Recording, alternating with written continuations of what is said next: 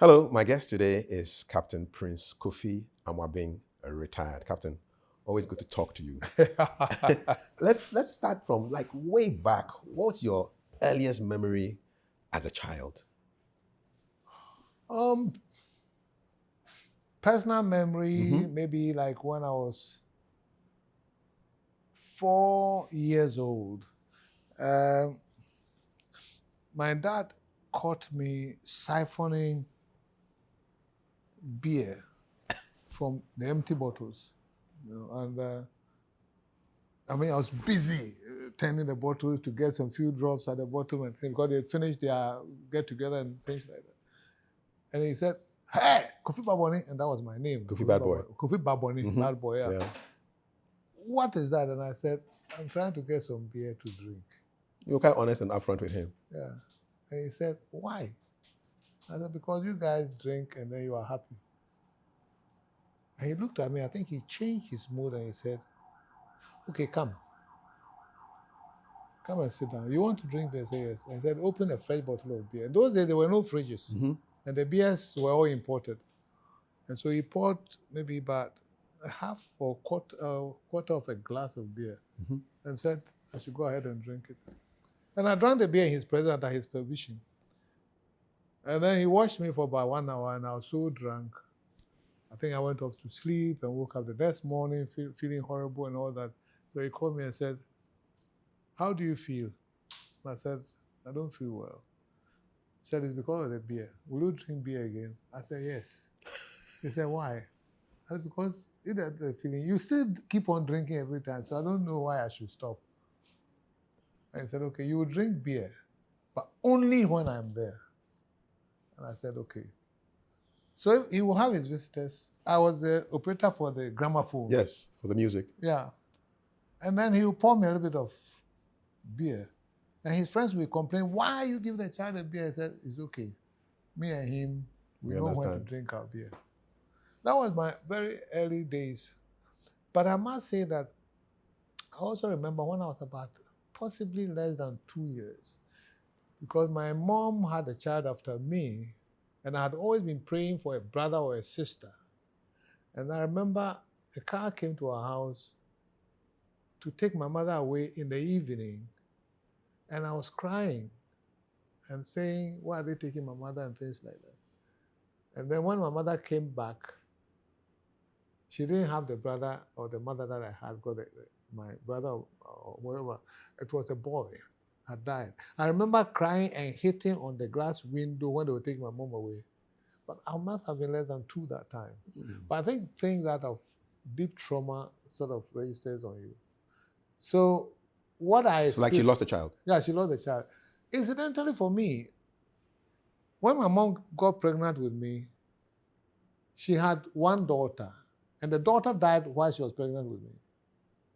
And then after I was born, the next child also died.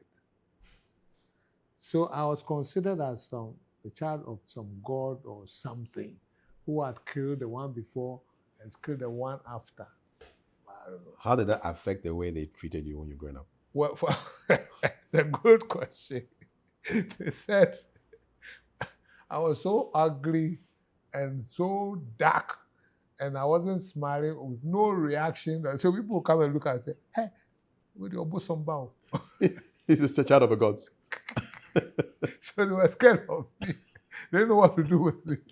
Until I started growing up, and then I became very truant that everybody called me Kofi Baboni. And that's it. So it got lost in the mix. What did your parents do and where did you grow up? Where were you born? I was born in a town called Bososo. Bososo. Now, it used to be a very active commercial town, railway station, and it's stationed, it's in the eastern region when you're going to Begro. So between Bunsu and Osem and Osino is this nice commercial town called Bososo. My father was a cocoa buying agent or a clerk or something like that, and he used to oversee a warehouse where cocoa was brought and was shipped or put on the train to be shipped back to Accra or Tema or something like that. And then your mom? My mom is from Hemai, which is not too far from Bososo. Okay. So matrilineally, as per our Accounts, tradition, yeah. I'm from Himai. Because that's where your mother comes from. Himai used to be called Fanchiniko, Okay. as in take salt. And go. And go. Do you know why? I think the myth was that a hunter lived there and he had everything but salt. So if you took salt there, you got everything in return. Because precious. Yeah, I mean, food and meat and everything was there, but all he needed was salt. So you just take salt and you're done. Sorted out. What did your mother do? My mother was a trader and a farmer. He used to sell cloth and things like that when I was a child. And he also farmed because the farming was their way of living. What did she grow? Who? What did she grow? What crops? My mother grew up in Kukrantumi and my father also grew up in Kukrantumi. That's how come they met. They met, yeah. And they got married in Kukrantumi. That's how come I say I'm from Kukrantumi. Because that is where I was born. That's where I was raised. And you say your mother was a farmer. What kind of crops did she? My father wasn't a real farmer. That's why I'm laughing at that.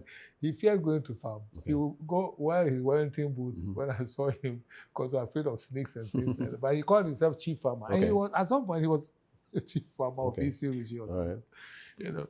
And but he was in the cocoa supply chain. At some point, he was cocoa clerk buying cocoa and warehousing for it. Then he was transferred to Takoradi to be in charge of warehouse, again cocoa warehousing in Takoradi for shipment. And at some point he was in Kumasi Farmers Council they had at the time. So as he moved, I moved along. You moved along with him? Yeah. So you went to Takoradi? I went to Takoradi. I went to secondary college, kindergarten. Okay. And then when my father moved to Kumasi, I went to Penworth, Kumasi. And from Penworth, Kumasi, my father moved to Accra and I came to Penworth, Accra. Okay. The important thing to note that is that Penworth at the time was like GIS of today. For real? Yeah. High quality. Topmost preparatory school and so on and so forth. And my father invested a lot in me, but he wanted to give me the best education. Yeah. Was your mother moving along with you and your father? Yes. Okay. What work did she do, your mother? My mother always found something that she could do. Okay. So in Takoradi, she had a petty shop in front of our place. In Kumasi, she wasn't doing much because we were in Kumasi for just about a year. And then in Accra, my mom then came to Kukrantumi to settle whilst my father was finding his feet in Accra and stuff like that. But my mom was the bedrock. She was just there. And she tolerated my dad and had time for us to raise us the way she wanted to raise us. Fantastic woman. Did you also live with your grandma at some point in time? Oh, yes. Oof. So the story with me and my grandma is a long one. Grandma from your mother's side or your father's side? My mother's side. Mother's side, okay. My mother's side. My father's side, they lived in Pipiasi in Kwau. So I'm a quarter Kwau. Okay. And people say that's why I'm a businessman, because of the Kwau. Tradition, yeah. But my mother's side, I lived with my grandmother at a very early age. For some reason, I just loved him and I always go to her. I loved her and I always go to her. From the age of about 4.5, I went on holidays with my grandmom in Himai as in Fanchiniko. And I got so attached to that old lady. Part of the values that I have up to today is because of that old lady. She would wake me up at about 4:30. We are in church before 5, Presbyterian church. And I love the singing. So she would take me there and they sing and dance, the women's class and things like that. And I would be dancing small boy with them and things like that. Things that I pick is that after church, everyone greets everyone. They had a system, you come, you greet, and you go online, And I would be asking a question, so this and that, and she told me about Jesus Christ and what life is about. It's about loving your neighbor. It's not about you. It's about what you can do for people. At that very age, and I think things sit with people, even languages, you can learn it better when you're a kid. Younger. So I had my initiation into Christianity very early.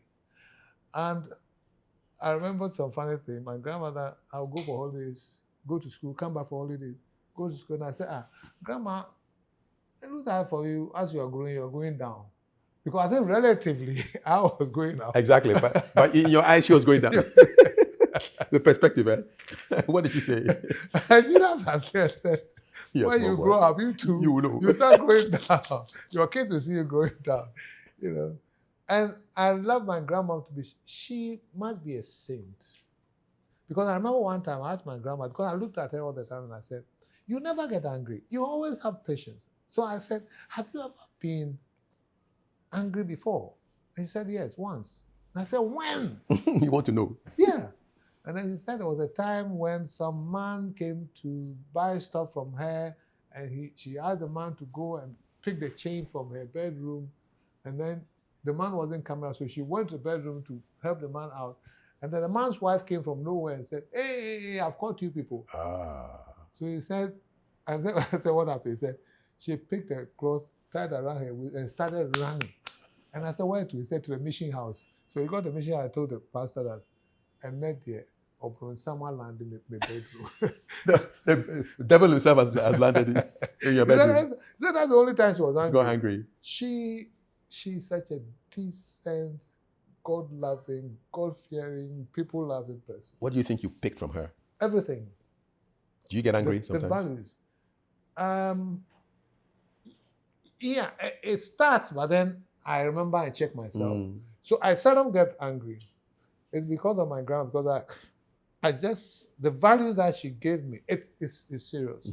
Most people don't even know me. So when people talk about me being a tyrant and doing all sorts, I look at them and I laugh, because things that have to be done have to be done. Yeah. That doesn't mean that I'm a bad person. I'm not here to defend myself. I don't even care about it. But the point is that my grandmother was so special, and she loved people, loved the church. She didn't go to school much, but she could sing every hymn in the Presbyterian hymn book. Every hymn. What was her favorite hymn? Do you know? Not verse. All the verses. All the verses. Can you remember her favorite hymn? Who? Grandma's favorite hymn. Or one that she sang often. It says something like, Yebetu ya uka senya wajuma yete. You know, it's like you'll be paid like karma. Yes. Enti bo humo de na ye wajuma ye. Do your work well. Yebetu ya uka senya wajuma yete. And she'll be dancing. I'll be dancing. Following her. You know, the first time my business partner heard me singing with my grandmother, he was shocked. He said, you can sing? I said, yeah. When I'm with my grandma, it's a different. It's a different ball game. Yeah. She passed. Yeah. She passed? Oh, she passed. But my mom passed before my grandmother. Really? Yeah, incidentally. When I talk of my grandmother, I tend to overshadow the presence in my life over my mother. But my mother was also very cool, resilient. She could absorb a lot of things. She should have left the marriage in which she was, but not my mom. Why?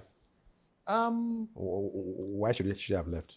Because my favorite pop was a tyrant to live with. He lived for himself. He will care for you, but what he wants to do, he will do by all means. I mean, at some point in time, my father had left home and with another woman in Accra. He was staying with another woman in Accra. And he stayed for maybe 7 years of not coming to me. So even though he was still married to my mom, and had 3 kids who are my brothers. And then when things didn't go well in Accra, he just came home one day with day-old chicks and said, I'm back. Just to resume like that? No apologies, nothing. He said, this is my home, this is my house, and I decide what I want to do. And my mom had all the patience. And she couldn't say no. She accepted him, or not that she accepted him. You couldn't say no. I mean, yeah, the guy had come back to yes, he's come after 7 years. After maybe more, wow. You know. And those years, my mom was not supposed to go to Accra, but my mom stayed, and she stayed because of us. It's like she had to keep us together and so on and so forth. So, I've had the best of upbringing. I can imagine. Yeah. What do you miss most about mommy? My mom was always in the background, you know, and she wasn't so much like my grandmother. My mom, if you do something bad to her, she most likely will repay you. Yeah? Yeah. How come she never repaid your dad? She didn't. Because my dad was too strong for her. But let me give you an example. Like, so when my dad had passed and Wise was alive, he had sold a land. My father had bought a land from a family in Kukrantumi. Then the family lost their father, the guy who sold the land to us. So then the kids didn't have anywhere to go. They went back onto the land that had been sold, and they were aware the land had been sold to us. So my mother called the family and said, they should come and let's talk about it. Are you aware your father sold the land to us? They said, yes. He said, why do you go onto land? They said, they don't have anywhere to go. My grandmother was there. My grandmother said, oh, and my mom wasn't well at the time. I said, oh, leave this case. Let Kofi come and sort it out. Your father was a Kofi? That is me. Yeah, you, okay. My grandmother is saying, my mother should leave it for me you to come and sort it out. Okay. So I came back, they told me the whole story. My grandmother didn't tell me anything. And my mother was complaining. And they know they've collected the money. And when you collect the money, you can't go back on the land. No, Meanwhile, she wasn't well. No. So the family came to see us. Me, my grandmom, my mom. And they narrated the whole thing. I asked them whether they knew that the property had been sold. They said yes. I said, what do you do? What do you do? They don't have anything to do. So I looked at my mother and said, at least we are okay. God has blessed me to be working in Accra and I'm doing some money. They have nothing. So let them take the land back. He said, why? I said, well, they don't deserve it, but we have to do some good. So when they left, my grandmother called me and says, that's the only reason why I said they should wait for me. She knew you would solve it. She knew I would solve it that way. That way. Yeah. So, but my mom will ask for her pound of first. Yeah. But my grandma will always give it away. You know? And I've got a bit of both of them. Okay. When you have to extract, you extract. If you take my money, that's it. You must pay. You know where I'm coming from. So we see where all that is coming from. That's my mom's side. You working hard. You must pay. But my grandmother will always say, give something back to the system. Yeah. So I have a bit of both. Yeah, you know, yeah. You can't have all. No. You've got to mix it up. And I have my dad's my dad is real to issues. He sees things as they are. Plainly. Yeah. And he was my best friend in every aspect. So to the point that anyone who had to be my friend had to be my father's friend. So all my friends were my father's friends. Otherwise, you couldn't, because every weekend I want to be with my dad. We drank together. We got drunk together. Not that we drank together. We got drunk together. We talked about everything under the earth, including his girlfriend when I know my mother is in the house. And you had to keep everything secret between him. Oh yeah, between the two of us. Two guys. Guys talk. What do you miss most about your dad? Everything. We had, as you know, my dad knew how to raise me in the sense that I was a rebel, naturally. I would rebel against anything. And my dad realized that, so he gave me a long rope. He said, listen, sit down, let's have a contract. I said, what kind of contract? And this is when I was in secondary school, Form 2. He said, I'll do everything to make sure that you don't fall out of school. I'll pay your fees no matter what it costs. All you have to do for me is make sure you are top of the class, among the top 5 or top 6 every time. I said, well, that one is easy. And we shook hands on it. Did you keep the contract? Yeah. And, in a way, I didn't even know I was studying for myself. As far as I was concerned, I'll put in the effort for my dad because I didn't want to disappoint him, and I had a contract. Yes. Even up to university, I thought I was studying for my father. Because I was quite brilliant too. As in, it didn't take much effort for me to master whatever we're being taught. But I wouldn't learn. And I'll play the fool all year round or the whole term. And 2 weeks to the exam or 1 week to the exam, then I sit down. Concentrate. And then just to put in some effort for my father. For the old man. Not for me. But for him and the way he really guided me and raised me, I wouldn't have been who I am. But then he had a hold on me which I couldn't extricate myself from.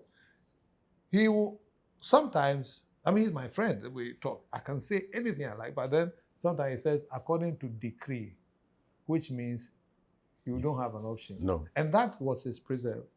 For example, my father, I go on holiday. I was a captain. I had a BMW, and I go on holidays to Kukrantumi to be with my father. And then when I get there, he says, tomorrow I'm going to Nkoko, from there to Bunsu, then we'll come past to Kafui Dey, And my mom said, hey, but what is this program? Have you asked Kofi what he wants to do? He looked at her and said, Kofi himself, or a Hindia. Not a car. That was the decree. Yeah, that was the decree. That's where he's going. And it's a decree. That's where it's going. So I had no choice. I had to just follow my dad and go wherever he wanted to go. And I loved doing that because, I knew what he had invested in me and what it was worth, and I was happy. Your father sounds like an unconventional kind of father. A tyrant, sometimes. Did you take some of that, his tyrannical style? When you know you happy? are right, sometimes everybody else could be wrong. And I had that experience when I was running UT. There was a time when all my staff were taking a decision and they confronted me with it. Because I had an open door policy. Everybody could say whatever they wanted. But I realized they were all being foolish. Because, for example, we had a welfare fund. I'm going all the way to UT. Yes, let's go. And the staff said, we're going to recruit new people to go to Tema branch. So they wanted to share the welfare fund because the new people who are coming, having contributed anything to it, and they will come and enjoy it. So when they come, then we set up a new one. I said, so when we decide to go to Kumasi, are we going to also liquidate the welfare fund and then set up a new one? They said no. I came for a meeting, and the whole meeting was tense. I know, the chief, this one, they will share the money. When they raised the issue, I looked at them and said, anyone who raises this welfare fund issue is sacked. End of story. That was it. Nobody dared put the hand. No. You solved it, man. Just like your dad will solve it. According to decree. Decree, that's it. That's it. What was Adisadel like? That was your secondary school. You know that's the best school in the whole of Africa. Well, you say so. I disagree, but hey. No, at least in all fairness, it's one of the best schools in Ghana and Africa. I can agree on that. Yeah. That everyone will accept. Did you choose Adisadel? I went to Penworth. And in Penworth, because they wanted to make sure that all the students or pupils gain admission to secondary schools, they chose for all of us. Oh, they chose the school for you? Yeah. So they choose some people to go to Achimota, Mfantsipim, St. Augustine's, Adisada, Swedru Secondary School, and depending on your performance. Okay, so there was a criteria. Yeah, they looked at your performance and said, okay, fine, you certainly if we choose Adisada for you, you qualify. If you go Achimota, you can qualify and things like that. And one of my masters, the one who was probably controlling this choice, said, I think you should go to Adisada. I didn't know what Adisada meant. And I said, why? He says, your character and your performance in school, you fit Adisada. And that was the criteria. Mm-hmm. So I qualified and I had to go to Adisada. And I was surprised because when the results came, and those days, common entrance, right? Common entrance, yeah. And those days, you said common entrance. And my address was P.O. Box 32 Kukrantumi. Mm-hmm. And I finished school and I went to Kukrantumi. And I was there when the mail arrived in Kukrantumi post office. Box 32, I went to open the box. And I had admission to Adisada. So I told my mom and I said, listen, I'm supposed to go to Adisada. Oh, of course, okay. Fine. Now, how do you go? We don't know Cape Coast. And there was some fancy guys in Kukrantumi. One of them came from Mori. Mm-hmm. So then he said, oh, no, I can take him. So virtually I was shepherded or carried over to Adisada. Did you go by road? By road. Okay. Bone shaker. Oh, nice. The Mami tracks, the wooden ones. Tracks. From Kukrantumi to Accra, then Accra to Cape Coast. And it was very interesting because when I got to Adisada, I was shocked. I mean, really. It was like a whole city. New world. I mean, with houses, big houses and big buildings, and this was the Adisada College. And Form 1, I had a cultural shock because there was everything. I was introduced to cricket, hockey. Of course, we played football. athletics, trampoline, basketball in a gym. What were your favorites? Which ones were you good at? I was an athlete, Okay. but not a very good one. The thing with me is that I don't stay with things for a long time. Which event? 100, 200? Yeah, 100. I was a sprinter. Yeah. And then I got into high jump, and then Okay. I also did a bit of pole vaulting. Oh, nice. Basketball I didn't like very much. Cricket I didn't have the flair for it. But you tried all these things. That's the First, thing. yeah, you Yeah. try one, but they're trying to see the flair in you Yeah, to exactly. see which one they can develop you into. Mm-hmm. And so I lost track, and the games and things, the freedom took the best of me. But first term I did well. And I think the results of the first term plus your common entrance performance qualified you for scholarship. Ah, so you won a scholarship? So I won a scholarship, CMB scholarship. Mm. Cocoa Marketing Board? Cocoa Marketing Board, yeah. And it came at the right time. I would have left school. Apparently my father had gotten so broke at the time, and I didn't know. Because once I was going to school, third term, my father's, and I was always going, he gives me a check. Mm-hmm. I mean, my father said, you go, the fees will come. Apparently, he had confided in my mom that I had to leave the secondary school because they didn't have the money. And they had actually gone to Kukrantumi Roman Catholic School to tell them I didn't have standard 7 because I left from Penworth, therefore Form 2. So they went to seek admission for me to come back. That's when I'm sacked finally because they couldn't pay the fee. Yeah, to then come back. Do Form 3 and Form 4. Finish and 7. Okay. So at least I have standard 7 certificate. Yeah, middle school. And then around that time, so they didn't give me money. I went to school. And that very day I went to school, and then they called me and announced that I had a scholarship. And even they were refunding the first term or second term fee. And I wrote my dad and I said, oh, I have a scholarship. The dancing, I've never seen my family dance like that. You saved the situation. And I did, God did. Well, you were taking part, you were fulfilling the contract. Your father said I was fulfilling the contract. you should do well. Yeah, you're right. You're right. Yeah, yeah. So, Did you used to write a lot to your father? How often did you write to him? when I needed money. Always a good time. So what would be the tone like? Help. Need Yeah, money. except that you start slowly and you meet them and things like that. But then even lie that you're supposed to buy some geography book, and Joe is maybe 4 shillings. Gra is 3 shillings. What is Gra? What is Joe? No, geography. Geography. Okay. So you can get some more. Joe is 3. A Gra and a fee. And the fee to around 2 shillings. And then you get And the money comes. How did the money come? those days, they will either bring it by someone who is coming, Okay. or you had money order. Oh, yes. Post office, right? Post office money order. And then you go and cash it out. Yeah. Okay. They can't cash it. What do you think are the enduring lessons from a decided college that have stayed with you to today? A lot. The interesting thing is that the second cycle is where your life is molded. That's your alma mater. Yeah. No two ways about it. And I was in Jubilee House. And Jubilee House was a very difficult house to be in because it was put up when the school was 50 years. And I know that when the house was put up, they asked their existing houses to elect some people to form the new house. Yeah. And naturally, the house prefects elected the bad boys Go that in they the couldn't house. control to Jubilee House. So Jubilee House, up to today, I'm sure that the remnants are there. The hard nuts are there. Oh, yeah. You go there and see the guys. The guy you couldn't control. And they pass on year by year. Almost like DNA. Yeah, it's the DNA of Jubilee House, So you will learn, but you must be tough.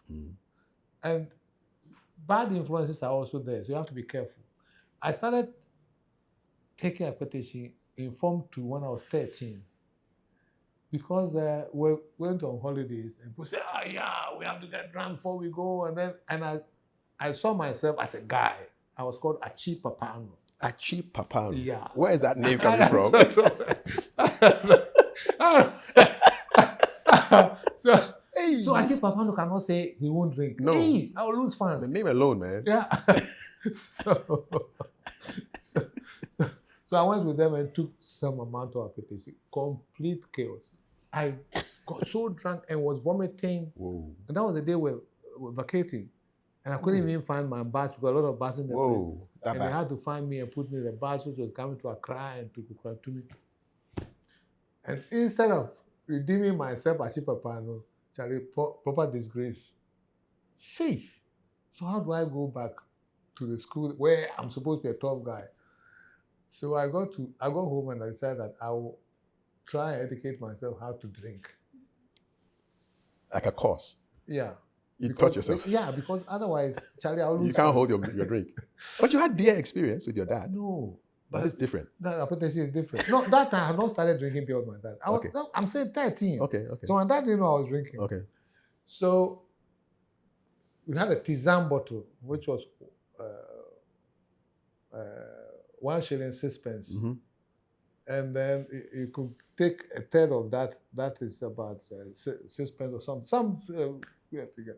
And I took the first one on my own, holidays. Got drunk, but I managed it. Then I came again, got drunk, managed it. By the time I was going back after a long back, I could drink 1 shilling of accommodation. You were acclimatized. So yeah.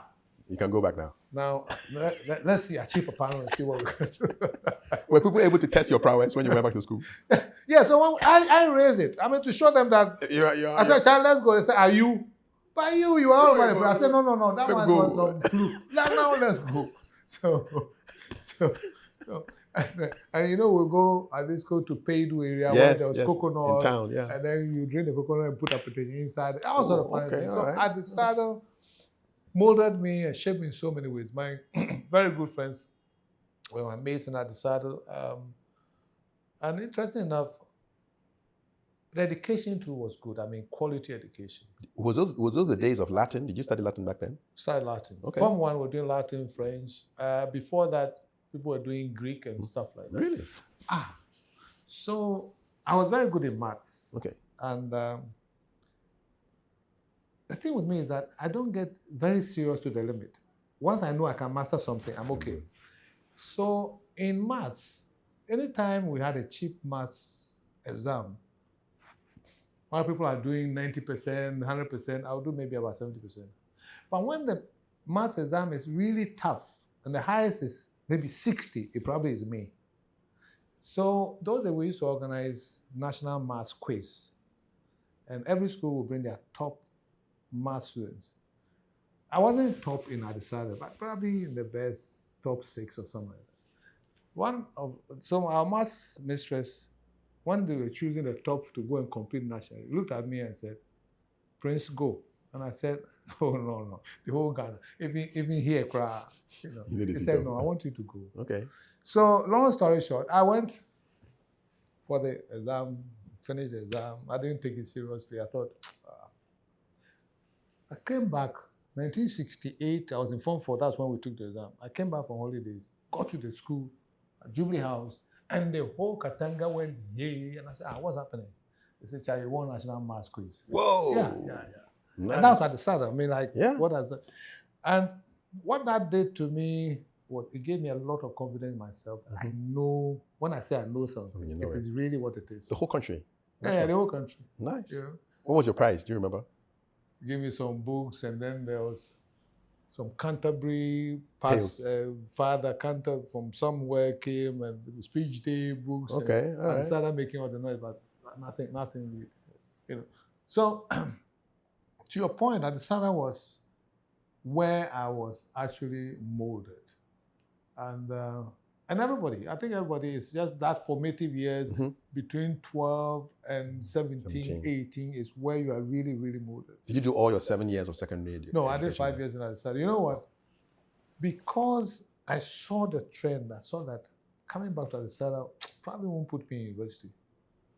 And then I heard that there's a school in the Eastern region where they get 100% admission to university. That's 6 formers. It's St. Peter's School. I said, oh, you are not serious. He said, no, everyone goes to university. I said, Kai, what am I doing here? I want to get a guarantee that I'll go. So I applied to St. Peter's. Headmaster decided to call me 3 times. He said you should come back. I should come back. I said, no, I'm not going to 6th form. My father said I should come and work with him. So it doesn't matter. If I choose at Adisada, I'm not coming. Finally, he said, okay, do whatever you like. And that's how I went to St. Peter's School. Coco. And I went to St. Peter's, a different story. A great school by every standard. Also a boys' school. Also a boys' school. Lower 6 in Adesada, the whole of Lower 6 said we blow time. That's the standard. Yeah. Then I went to first terms, Lower 6, St. Peter's. They were studying in the bush. I said, are we all going to take the same exam as the other people will take? What kind of life is this? So did you enter the bush with them? No. I took to my appetition drinking. Because I said, you people are wasting your time. Why have you started learning for A-level? It's too early, eh? It's too early. I know where I'm coming from. You know? To the point that my mates even came to me one day and said, I wasn't doing well. Because we had weekly exam. And therefore, they were volunteering to help me if I had problems. Okay. That they would coach me how to pass, because otherwise I would spoil the record of the school. 100%. Yes. And I looked at them and I said, I'm from Bukrantumi. And I went to Cape Coast and I'm here. So you think I don't know what I'm about? So you do what you can. And it came to pass, because even when the results came after upper six, no, funny thing is that I was the only one, probably the first person who did a combination of physics, maths, and economics.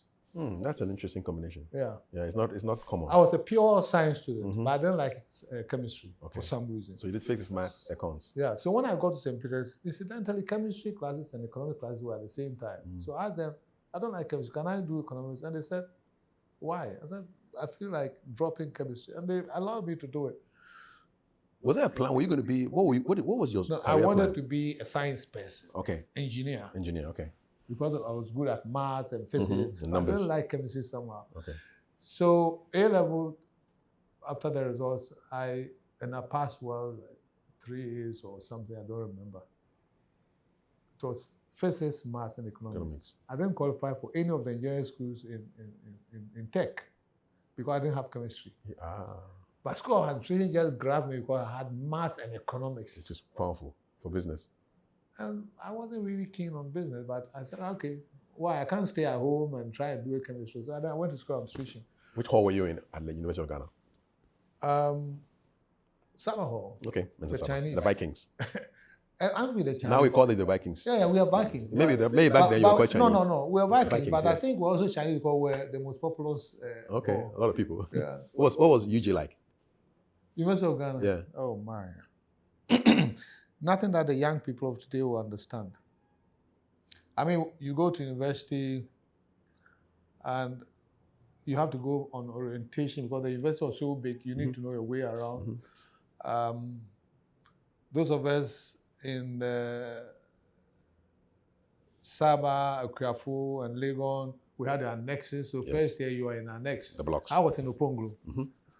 And talking about Oponglo, I was talking to some young people, and I just said, oh, I had closed from classes, and I came down, I was taking the lift, and they said, what lift? And I said, the lift to Oponglo. I said, oh, Chief, you are telling lies. There's no lift. I said, oh, there used to be lift working 24/7. Nice. You know, and you had 3 square meals with options. You can decide, I don't like yam and palava sauce, I want salad and chicken. For real. I want banku, and you chose what you wanted. On campus or in a restaurant?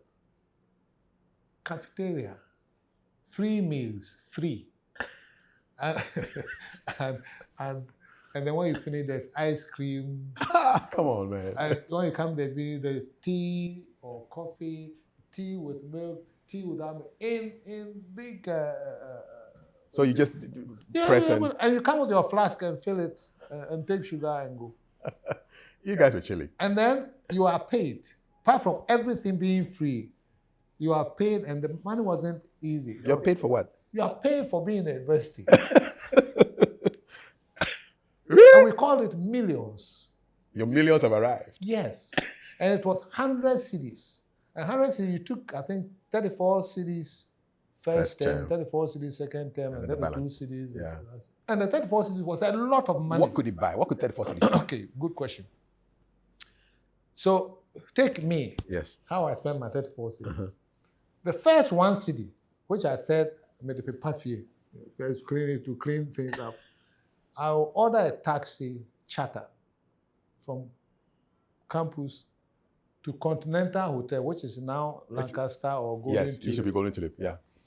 And the taxi will wait for me, and I'll buy 1 bottle mini beer and a packet of Rothmans. And the taxi, after I've drank my beer with a packet of Rothmans, will take me back to campus. That was 1 cedi. 1 Ghana took care of all of that. No 1 Ghana, 1 old cedi. It took care of all of that. Yeah. That was.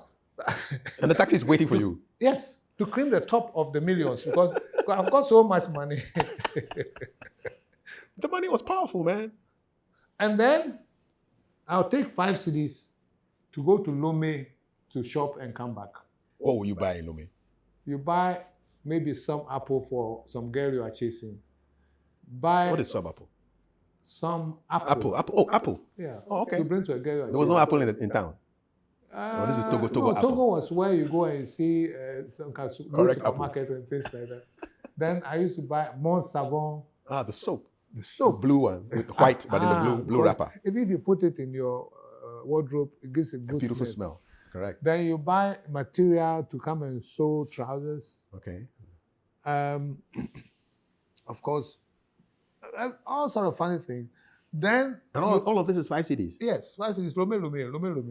That's what I call Lome. And then you have enough to buy books at the library, Wow. a bookshop. Really? Yes. And a lot of people who are from poorer homes, they actually remitted their parents. Yes, this is big money. Yeah, it was a lot of money. Millions. You call it millions. So What year was this? I got into university in 1971 and left 1974. Okay. So the millions were flowing in the 70s. Oh, yeah, it was in the 70s. In fact, at Tech, when I was in Legon, at Tech, they had about 5 meals a day. They had normal breakfast from 5:30 to something, and then they had snack around 11 o'clock, which was taken to them at the departments, and then they had coffee break or tea break, which was taken to them around 4 o'clock in the department. You guys were just chilling, man. That was Ghana for you. Wow. But we messed it up. Big time. Yeah. So university was cozy, very, very, very cozy. We had all sort of things. Apart from all that, we had hall tutors and we had what do you call it? Departmental tutors. People were assigned to you to make sure you were guided and so on and so forth. And if you decide to do sports, you are giving provisions, eggs, Milo, milk, because you are doing extra. Yeah, extra stuff. Yeah. And you had to be incentivized for you to do those things.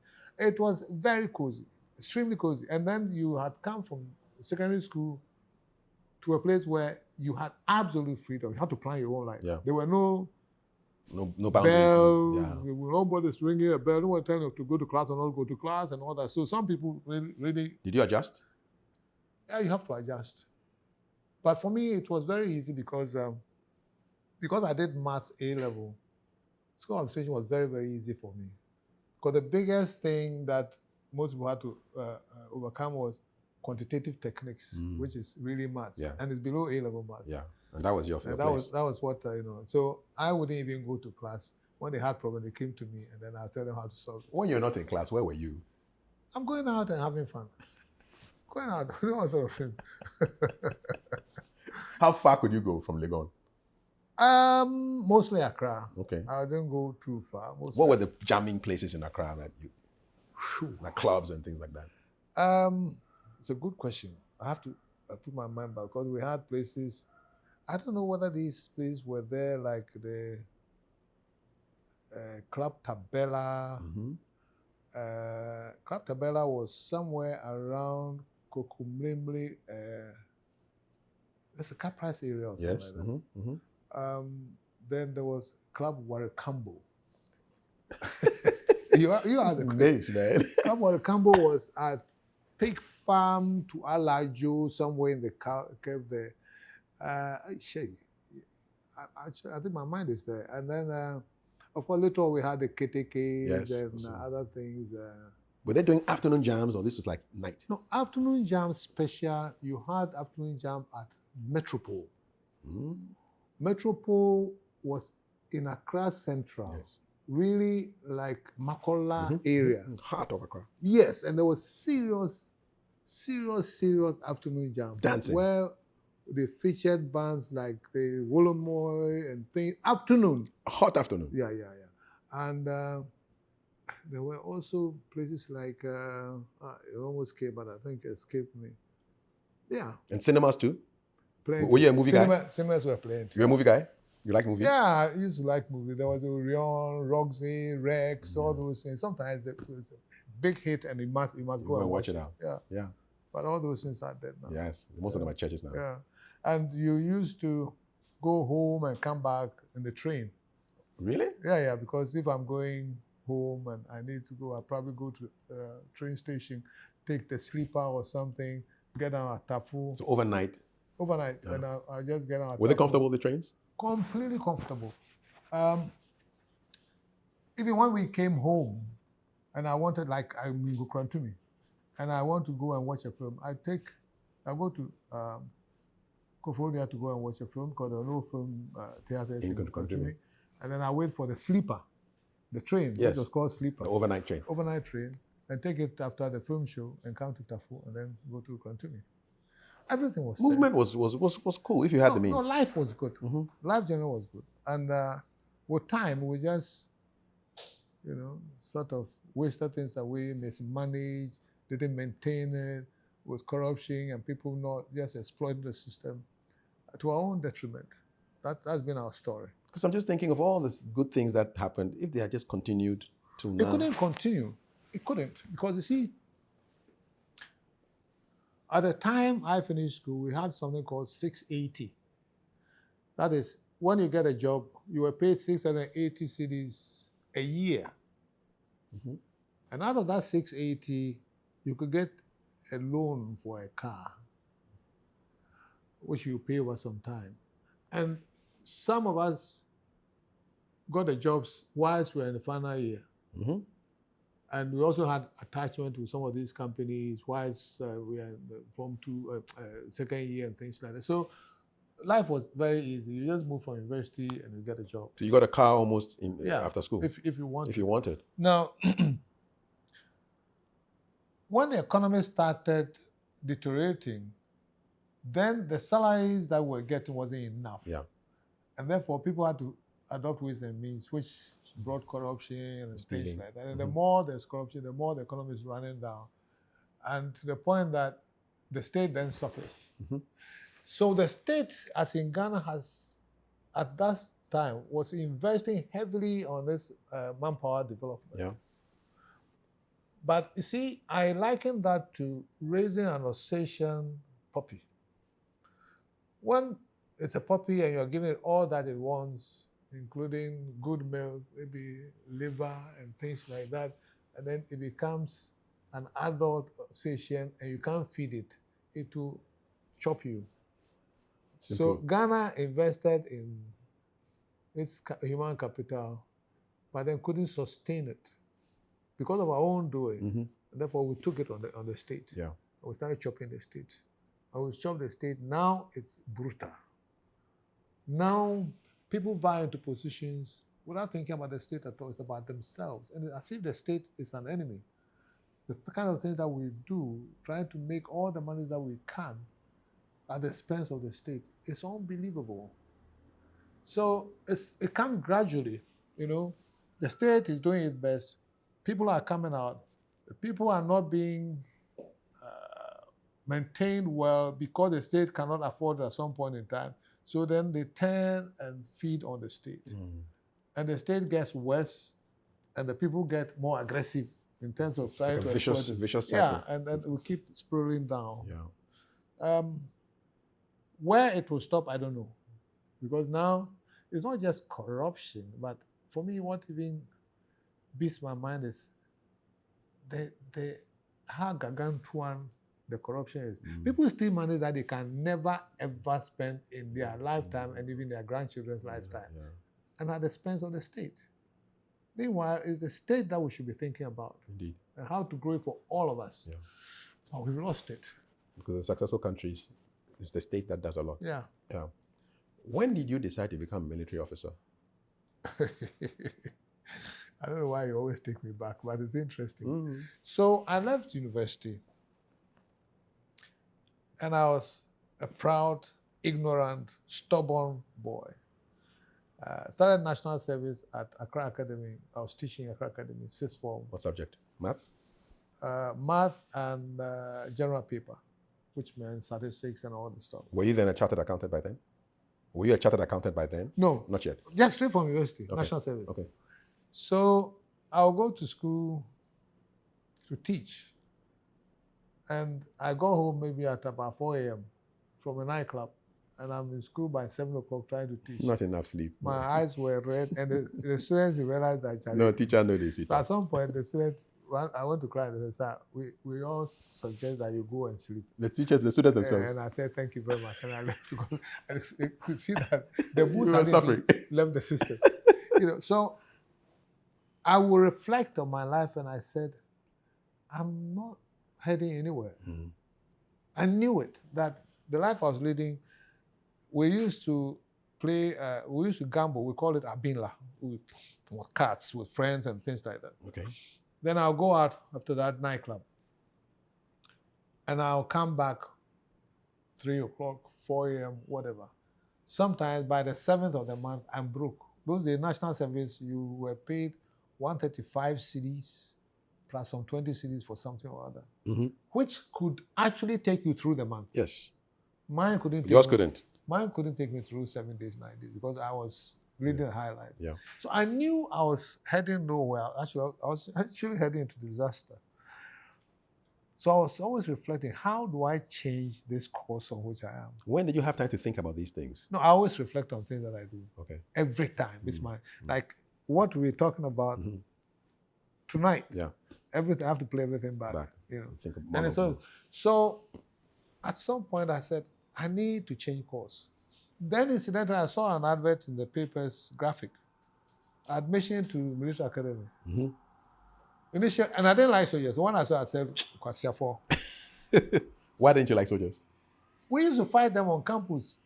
Okay. The entire time. Yes, and, it's a champon came when you were in school. Yeah. We were fighting, and I was in the fourth. Quiet. I wanted to kill people. That soldier, you didn't qualify to go to university, and then you are wearing uniform, and then you are doing stupid things. When we who have sense, we talk to you people, soldier, what do you know? And I, so irony, eh? Yeah, interesting. So okay, so the first time I saw it, I threw it away. Then I was there, and I said, maybe if I join the army, I will get some discipline, and it will change my life a bit. So then I went and had a look at the graphic again. I said, okay, you know what? Let me just apply for the heck of it. So I applied. And when I was applying, I applied for my best friend too, because I didn't want to go alone. Then they replied, and they said I should come for an interview. I said, these people are getting serious. Who says I want to join? It was a joke, which was turning real. So I called my friend and said, what is involved in this training? And he asked an uncle who was a major, and he said, it's very, very good because we are young people. We can do some 5 years, and if we don't like it, we come out, but then we'll get all the training, we'll get all the start in life and things like that. Hey, I think it's getting serious. Long story short, I joined the army. And then all kinds of trouble started for me. Hey, I thought it was on course after university. How can it be a tough place? After university, they say, they brought me down to earth like I haven't seen before. What was your first day like when you got to First day? academy? You should read my, I've read it. This volume 1. When I was going, tough guy, I bought packets of cigarettes, about 5 packets of cigarettes. Hey. I didn't know when I could get a shot to buy. Put some in my pocket here, put some in my bag. And I got down, and then this guy, Staff Sergeant, something came, Provost Staff Sergeant, and he said, are you come to military academy? I said, yeah, but what's the fuss about? You were still cocky, eh? I said, get out. I said, oh, but I have to take my time. They were looking at me like, you really mean what you're saying? Then I got down, and then I told my guy, I said, Charlie, open the boot, let me take my bag. I took my bag out. And he said, carry the bag on your head. I said, no, I can handle it. What do you mean I should carry it on my head? He's like, where are you guys from? Then when I looked ahead, I saw a mate of mine in the university carrying his bag and jogging up. I said, hey, that thing is different. Hey, these people don't respect. So then I had to make a quick decision. Do I go back or I stay and carry my bag? So I looked at my driver and I said, and the driver I knew him. I said, Adam, you have a call. He said, we're going where? Come and carry your bag. I said, hey, these people. So Adam was now shaking. And then the commander Adam to move the car immediately, move it and get away from it. And Adam was shaking and he looked at me and then started the car and Adam moved up. And I had to carry my bag. Yes. On your head? On my head. Started doubling over. And then the cigarette was falling out of my pocket. You know what they said? You came here to bend the whole academy with you. And I think for the first few hours, I didn't know where I was. I thought it was a bad dream. I was going to wake up. Mm-hmm. And that was my initiation to military academy. What was your toughest day in the academy? My toughest was when my roommate ran away, without doubt. And that time I had conditioned myself to the situation a bit. But I had convinced my roommate, he always wanted to go. I convinced him, stay. You know what? This roommate, he was slightly older, maybe about 4 years older than me. Mm-hmm. But he had gone to, what do you call it, training school, teacher training school before coming to university. And the thing is the hunger, because you don't eat much and you work hard the whole day. How often do you eat at military academy? Pardon? How often do you eat at the academy? No, you're supposed to have breakfast, lunch, and dinner. But junior academy, they won't even let you eat. You get in late, sometimes 3 minutes, they said all junior academy is out. It's part of the training? It's part of the training. So you leave your food there? You leave your food.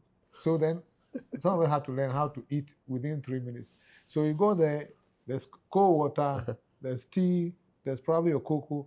I'll take the cold water, pour it inside the cocoa immediately, and then start going ahead with the cocoa as much as I can. And once I'm eating the cocoa, I'm looking around, and there's an egg. And you won't have time to eat the egg, so you steal your own egg. Steal your own egg? Yeah, you steal your own egg. So I told my partner, my roommate, you have to steal the egg, because that's the main protein that you have. Yes. And the guy is sluggish, so he was trying to steal his own egg, and then once the cadet saw him and hit his hand and said, what do you mean? Future officer, you are stealing your own egg. That shattered the guy completely. So when we were ordered out of the room, he came to me in the room, and I also had Gary in my ceiling. Okay. So after whatever I'm able to take in the dining room, when I go to the ceiling, take the Gary, eat Gary, and put tap water to chase it. I had to fill my stomach for the work coming. Your Gary was in your ceiling? Yeah, hitting my ceiling. I wasn't the only one. So this, my friend, when they caught him stealing his own egg, he was so down, lost hope in everything. He came and I said, take some Gary and let's go. Mm-hmm. He said, Kofi, me and you. So we hear them do. He said, this is it. He's leaving. If they will kill me, they should kill me. Me, I won't do it again. I said, no, listen. You let's go. Daytime, we can't do anything about it. Then we can plan later on. So we went. And because he wasn't up to whatever is there, he's lost hope in it. That day was his worst day. Everything was do say. And I was watching him, but I couldn't do anything about it. Couldn't help him. Finally, we came to our barracks, and I realized that listen, just help this guy to go because his spirit is not here. So I said, listen, it's not all lost. It's not only the army, through the army that you can make it in life. Outside, the people have made it big time. So what we'll do is this. Pack up your things. Let's leave it in, we call the place Mango Grove. And then at dawn, when we've gone for the road run, you can then exit. So we packed his things. Deep in the night, we took his things to the Mango Grove, came back to sleep. Because deep in the night, you can't be carrying things. No. Now, when we're going for road running, we call it early morning tattoo or something like that. And this is about, say, 4 o'clock. When the rest of Accra is asleep. Yeah, I woke him up and I said, it's time for you to move. Wake up, stay awake. By 5 a.m., light will be coming, and then you go. The guy was sitting on his bed when I left him. Now, interesting thing was that before the tattoo, there will be a roll call. But then at 4 a.m., it's still dark. So they call my name, Officer Kofi Amoabeng, sir. Officer Kofi do say that I change my voice. They say, so it means we are all there. I covered for him all right. So we went for road running. We came back about 5:36 to find Duce asleep. Duce didn't go. He fell asleep. Sure. Now you see the trouble.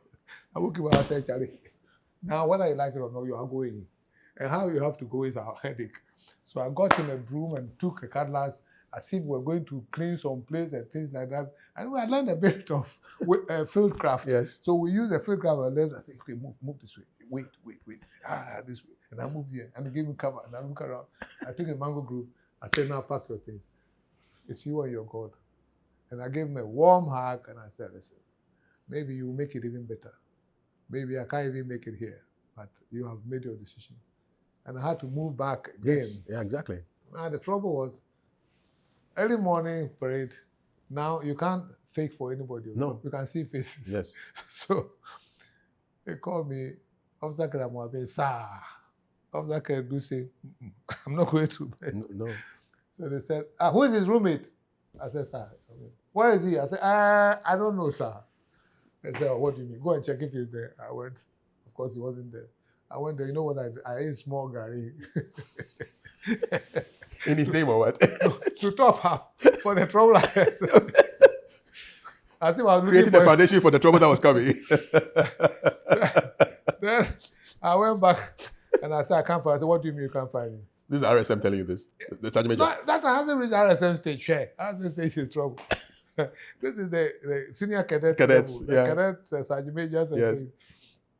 So they took me, doubled me up, double up. They followed me out to the place. Check, the toilet, check. They said, are you sure the man, he hasn't run away? I said, I don't know, sir.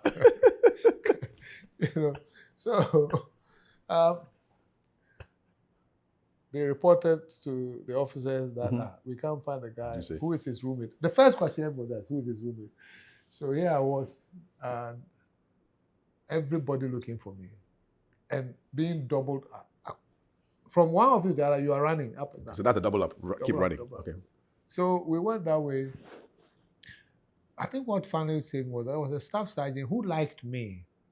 So he looked at me and he said, and when I was being jostled up and down, he said, Officer Cadet, Amoabeng. I said, sir. He said, come to attention. I came to attention. He said, double up. Come on, follow. Come on. And they pushed me to the side and said, tell me, is he gone? I said, sir, he's gone, sir. He said, okay, let's go back. Then went back and then he reported to the other officers that the guy has run away. So that's why I could breathe a little bit. Yes. But even that one, the investigations and the reports I had to give.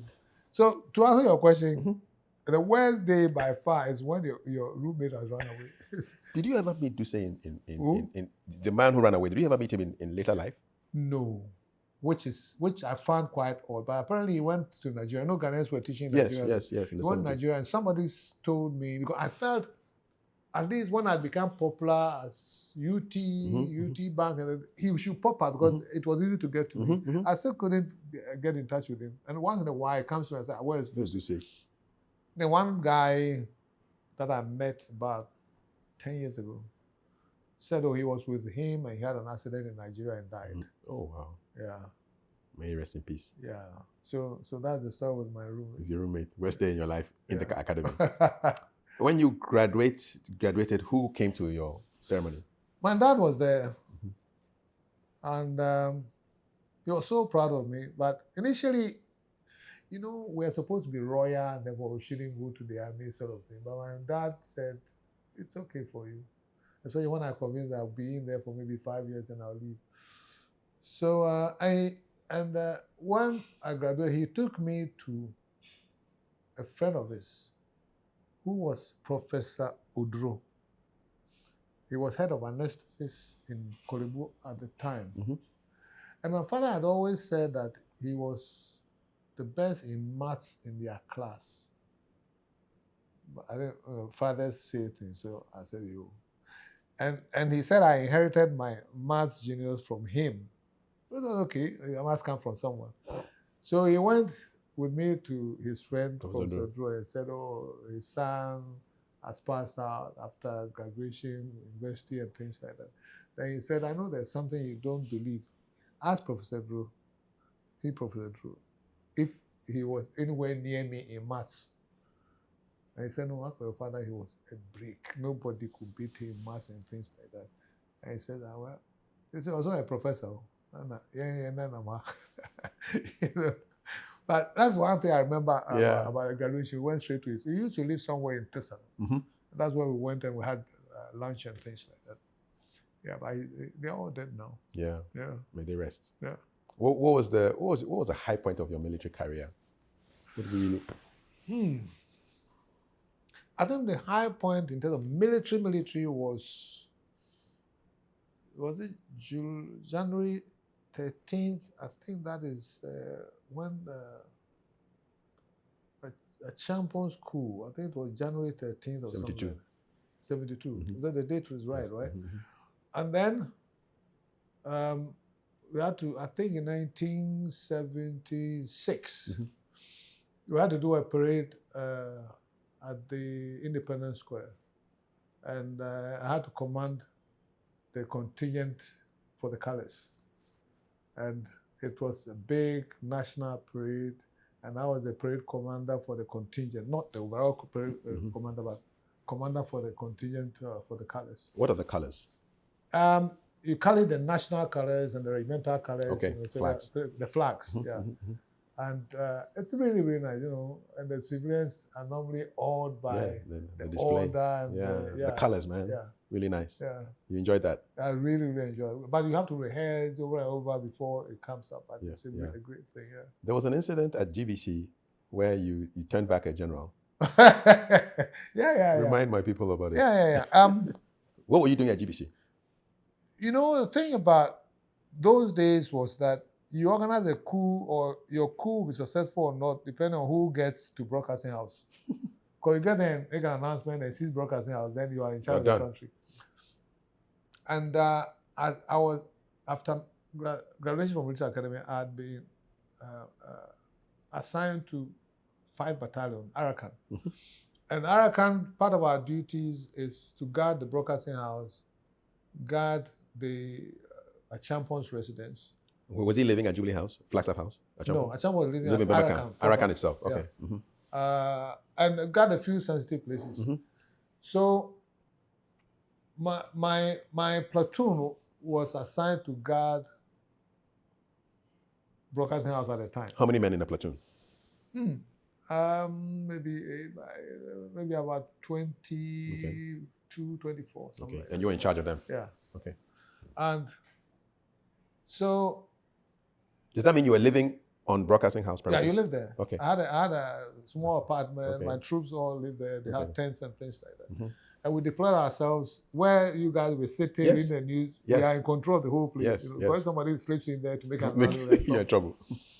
So I was there when one morning they told me that Colonel Kote at the time was the minister in charge of, commissioner in charge of information, something like that. Said he was coming. Was coming. And I said, oh, okay, he's a big man. And I was just a lieutenant. And he was a very, very big man and member of government. Yeah. So I quickly sent signal message to the battalion to say, any orders that the guy is coming? They said no. I said, can you check with brigade? Nothing was coming. I said, okay, keep checking. Because the time was coming close. And I was going up and down. What do I do? Position, making sure my men were alert and everything. So I left a message at the reception, GBC. He said, if he should come, they should hold him and tell him that the officer will want to come and welcome him. So they held him when he came, and I was still by my radio trying to get some information. Nothing was coming. So I said, I'm in trouble. The Commissioner for Information, do I allow him in to inspect his installation that are really, really under him? Of course. And if he comes and he decides to make an announcement, what happens? You're in trouble. So I doubled up. I jogged to show that, I was in a hurry. came straight to where he was being held at the reception area, came and halted perfectly. And I saluted, that the salute that your hand keeps shaking. I said, sir, you're most welcome, sir. I said, but can we please have a minute here? And I took him to inner reception. I said, sir, I have a problem. I said, what's the problem? I said, not the battalion, nothing. They haven't told me anything about his coming and things like that. So please, if you can wait a little bit, or if you can go and come back. I'm very, very sorry, sir. I said, oh, young man, I can understand. Okay. Obviously, it was the step. Yes. But you did your work. I'll do my work. And so he and his convoy had to turn around and go back. And they went away. So my OC said, you did. I said, sir, what would you have done? He said, I understand, but that was a tough one. Because for civilians who don't know the rank, I mean, how many steps is it from a lieutenant? From lieutenant, you go to captain. From captain, you go to major to lieutenant colonel before you hit colonel. How many years is that? Boo. Well, sometimes political, but minimum, maybe 8 years. It's a lot. Yeah, it's a lot. Minimum. It could be even 12 years. Yeah, it's a lot. It's a lot. Yeah. Internally, how are you feeling? I feel like Kofi Amoabeng. I was doing my work. There's a bit of pressure, but then I'll go by the books. Yeah. You know. How long did you have that command, the broadcasting house? How long were you there for? No, you are rotated. Oh, you're rotated. Yeah. So this happened when you were I think every month you go from broadcasting, you go to a champion's house, and then you go to some other sensitive installation, maybe a standby platoon or something like that. They keep posting you. A peacetime admin. Yeah. When did you become a chartered accountant? You know, I went to school administration. I told you. Yes, you did. Yeah, got University of Ghana Business School. Then from there, I joined the army. Yes. Now, the army had a scholarship scheme for paymasters. I think the problem was that the paymasters were not getting the basic qualification for them to be moved on to UK, but the program was there.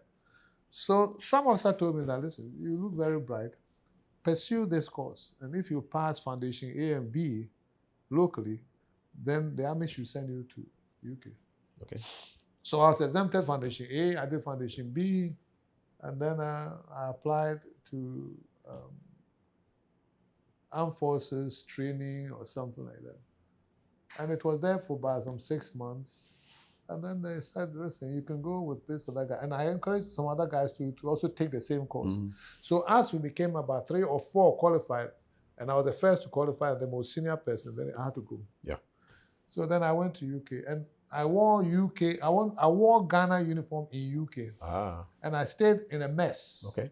And I was paid, my monies were converted to me plus also the overseas allowances. So I lived well in UK. I didn't have to hustle or work or do anything. I could even buy a car with my allowances that were brought to me. It was good living. How long were you in the UK? 1.5 years. Okay. The course was 3 parts. You do one every 6 months.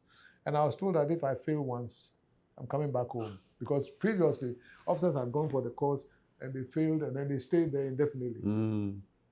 So I was given 1 year. 1 year passed part 1, part 2, and I said, listen, you can't let me come back. I said, of course, if you pass part 1, part 2, then stay and do the part 3. How did the 1979 June 4th coup impact your studies? Where were you? A lot. I was in UK. Still in the UK. I was in UK. So how did you hear about this coup? I left in 1978, somewhere May or June.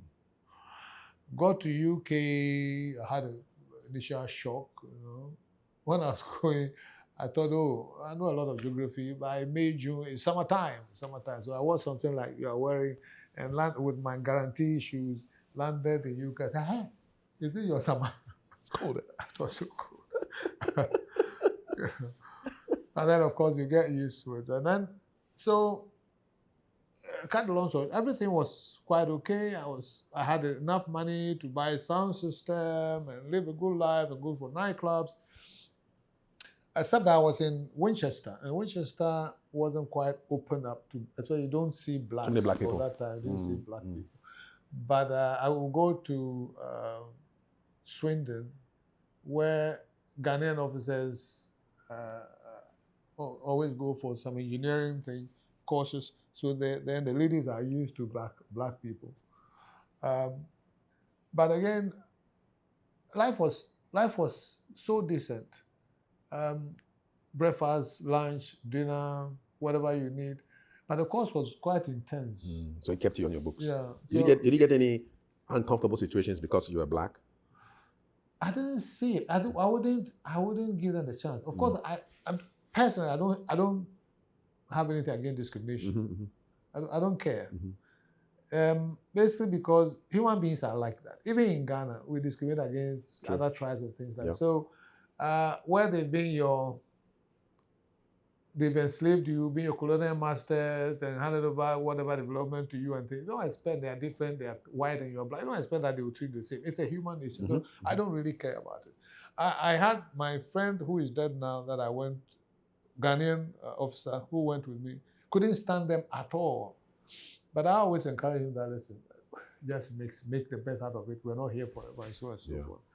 So we had a great time. I had friends that I visited their homes. They took me to their homes, but not Kwame. Kwame Kafui wouldn't go to anybody's home. He wouldn't even mix with them at all. And it was during that time, 78, 79, I've been there for about a year when June 4th came. Yes. Did you hear of May 15th, though, the first one, the uprising, while you were in London? I didn't even hear of the May 15th. Okay. All I heard was of the June 4th. Because May 15th, I didn't think BBC covered it. No. So June 4th, people asked me, so what's happening in your country? And things. That's when I started listening to the news. And what I heard was unbelievable.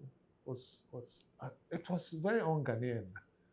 That the other ranks and young officers had revolted, actually mutiny, against the senior officers and arrested all of the senior officers, the majors and above, and put them in guard rooms. Some senior officers have been killed, some have exited and run away. You couldn't imagine this happening to the Ghana Armed Forces that I was part of. So my first reaction was that I'm not going back to Ghana because the country has changed, the military has changed. It actually worried me because at the time I was just about starting my final part. And here we were, we didn't know whether we were going to come back. I said I wasn't going to come back. And somehow we finished, and before we finished, AFRC had handed over power to Liman in about September 79. of 1979. So when we finished the exams, November, December, I said, well, now that we have a civilian government, we might as well go and see what's happening to our country. That's how come I came back. But it was really traumatic that all those things would happen. And when I got back, you could see the army had changed completely. In what way? In terms of discipline, in terms of respect, in terms of orderliness, everything had gone to the dogs. Really. So you had junior officers not saluting senior officers? Yeah. To the point that I didn't even know that the junior officer will salute you if he feels like saluting you. Really? Yeah. So you meet a corporal and he can look at you and pass by. And I ordered one corporal who wouldn't salute me. I said, follow me. What the heck is this? I took him to my unit RSM and I said, this corporal refused to salute me. And you have to discipline him. Normally they will take you and drill you and do all sort of things. And then he came back and said, sir, you were aware the army has changed a little bit. So, sir, please, you be careful, but I'll take care of this one. Easy. Yeah. Wow. And I had a shock, and I didn't know how to behave in an army where things were not orderly, things were not instantaneous. The army said, obey before complaint. You give order and it must happen. So, in that state, I was wondering what the future of the armed forces, and I love the army. I love the army because of the certainty. And you knew exactly what you had to do at any point in time. So, when this dilemma, what kind of army, how do we turn this army around and so on and so forth, boom.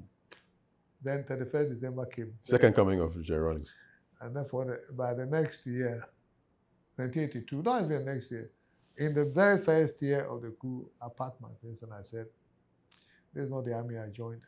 And I left. I simply left. What? So did you write a letter to the army? Yeah, I wrote a letter to my CEO and the Paymaster General and I said, I'm leaving my position. I was then accountant Gaffy. I said, I'm leaving my position. You have to find a substitute. Of course, there are all sort of interventions. There's one, the CEO of Pay Office, may he rest in peace, Kana Metame, who loved me like his son or his junior brother. He called me and said, See Colonel Peace Ametame? Yeah. I know him. Yeah. Peace. Yeah. And Peace did everything. And even when I left, Peace would call me and said, Kofi, how is it outside?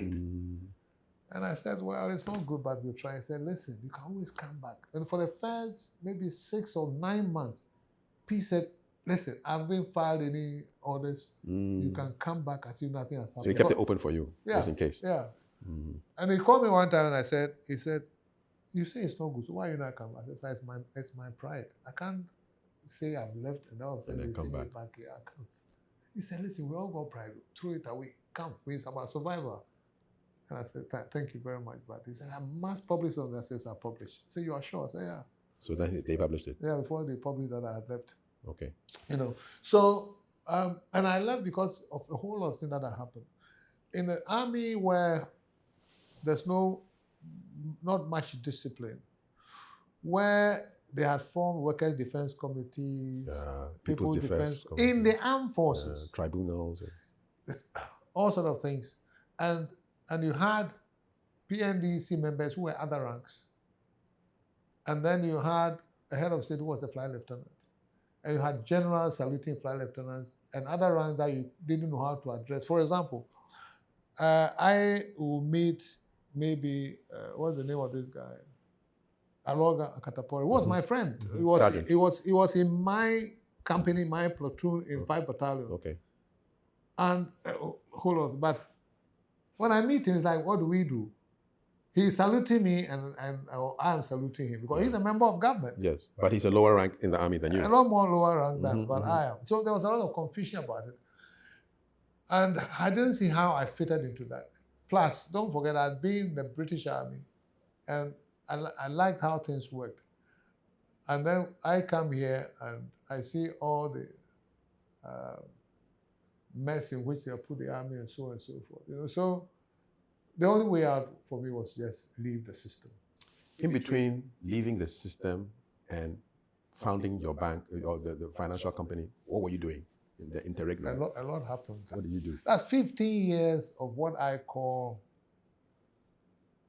life in the jungle. Because, I left the army with no plan B. I just left because I'm fed up with the system. And is that typical of you? Yeah. Very, very typical of me. Jump without a parachute. Yeah. Nothing limits me. I will always take an option, and I'll always abandon whatever I have. I've done that so many times. In my business life, I leave business that I built with people and leave it with the one that's misunderstand and move on and move. I've done this so many times. Would you say you're restless? I'm what? Restless. No, I'm not. I'm not restless. It's not that I want to do something new, but I don't want to stick with things that are bad. And I guess that's why I'm even divorced twice, because I just if it's not working, then you just move. Cut your losses. then you move. So 15 years in the jungle. Yeah, but this is very important. I think for the youth who will be listening to you, my first attempt was go to UK. After all, you've got friends there, you've got mates there, and you're a qualified accountant, British accountant. So I went to UK, and I wanted to get a job and stay there. And I did get a job, but it was a bit menial. I say the bookkeeper, I think I didn't have the right papers, and I'm a black guy, I'm not from there. So, but you're a chartered accountant. Yeah, but it doesn't matter. It doesn't matter. You didn't have the papers. And you are black too. Double strike. So I told my mate who got me a job, I said, Derek, but you are a young accountant and me, I'm like a bookkeeper here. What was that? And he said, Prince, this is not your country. This is what we can find for you. You take it and then we'll see what happens.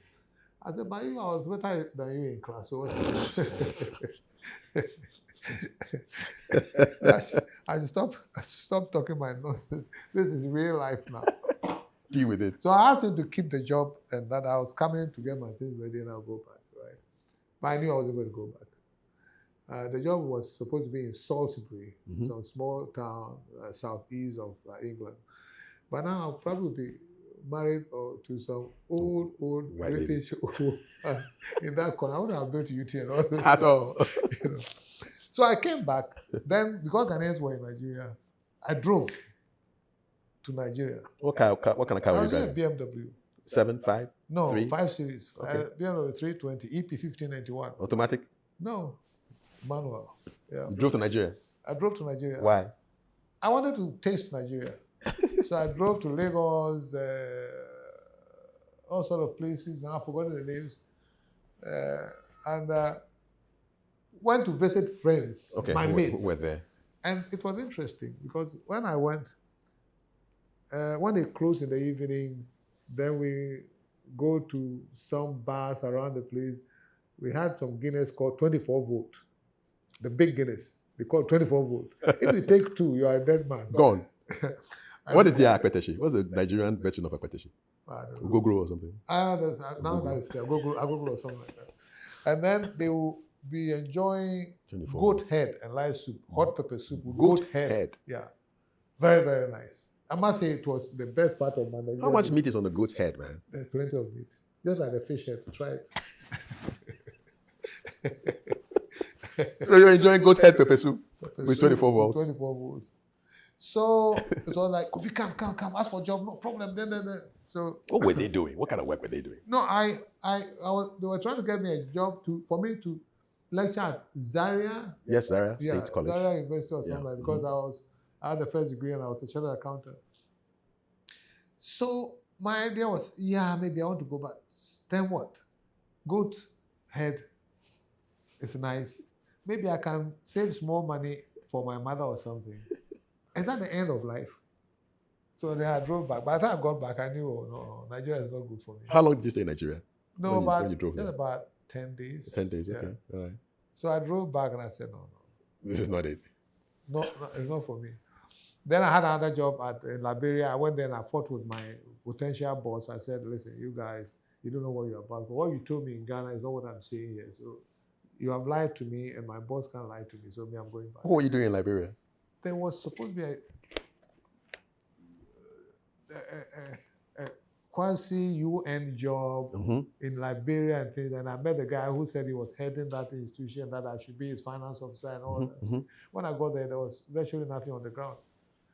So then I came back. So I looked at myself and I was driving around Ghana and I went to stand on the overhead, not around the circle. That overhead that takes you to Sadisco. Yes. I went and stood there and I was looking at Ghanaians driving past and some people were happy and things. And I said, God put me, for whatever reason, in Ghana. Why am I so bent on leaving this country? Because God knows my solution is here. This is what I'm supposed to solve problems. On that overhead, that night, I stood there for maybe 30 minutes. When I was leaving there to go and drive my car, I made the resolve that if I will die here. I'm not going anywhere because this is what God put me. So then I went back. My partner, my next door neighbor was my partner. He wanted me to team up with him in his business. What was his business? He was doing buy and sell and all kinds of things. I wasn't a buy and sell person. So I went back to him and said, listen, let me understand what business you are doing and I'll be your partner. And so I joined him in the company. The company was called Jam House. Anything, that's the name. Anything that will bring money. Jam House. But not illegal stuff. Okay. Buy and sell. You find something here, you buy, you sell, and so. Then he also had a sawmill. So I was also part of the sawmill. And within the 15 years, as you asked, I did the buy and sell. I did sawmill. We did importation of wines, importation of ceramics and hardware, all sorts of things.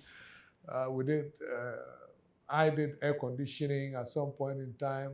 I did oil business. I was a contractor, electrical and civil contract, anything. And I had great opportunities, and I made money some of the times, but I was in a lot of hardship other times too. I had partners I had to learn from, but the problem that I had was that my partners didn't like my integrity. So when we were going for a meeting to try and get a deal, they would tell me to either stay in the car or promise I won't say anything. Because they will tell lies. And I'll be there, and if you don't know, a question comes to me, boom. Right. I tell exactly as it is. Take the deal. So they didn't like, but I decided that was the environment under which they operate. I wasn't going to be like them. But I had a lot to learn during the 15 years. So when eventually I started Unique Trust, I knew the mindset of the Ghanaian people. You had enough time to learn. Oh, yeah. 15 years. So what made me start Unique Trust really was that anytime I get a good deal, which is a good deal, which will make me a millionaire more or less, it's about funding. Yeah. And I didn't get it. The banks were not giving you money. No. So this one time hit me so bad because I had a simple deal to import one container air conditioner. It's costing about $20,000. And those days, SSB, I knew everybody in SSB. My wife used to work in SSB. And I said, Charlie, I need this. I said, okay, you put it in this one, there's more. For about 2 months plus. The money wasn't coming. I was losing the contract too. And then finally they called me and said, Kofi, come. Now I think. I went there, they said they had approved something like $3,000. Huh? Yeah. It was in cedis, but the equivalent was about $3,000. It's not enough. And I said, it's for a specific thing. You have my house as collateral. You have the whole business that you're going to control. And I'm a chartered accountant. I'm even a soldier man that you can trust my discipline about it. I've done business for 50 years. I can't raise $20,000.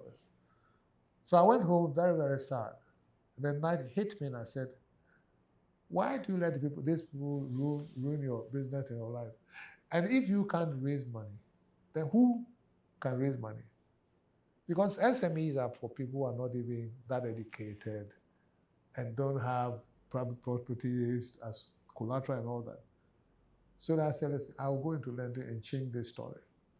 That's what made me start Unique Trust. So I went in to actually change the lending habits in this country because I said, lending is what puts money in people's hands to develop their business and then look after their families and all those things. And if we are this strict and have this mystery about lending and people cannot raise money, then the economy is not developing. So I will change the story in my own little way. So I started and then I had all the problems. People said they will give me money. Oh, Kofi, ask for if you start, we'll give you plenty of money. Ask for we will know you. No, they lie.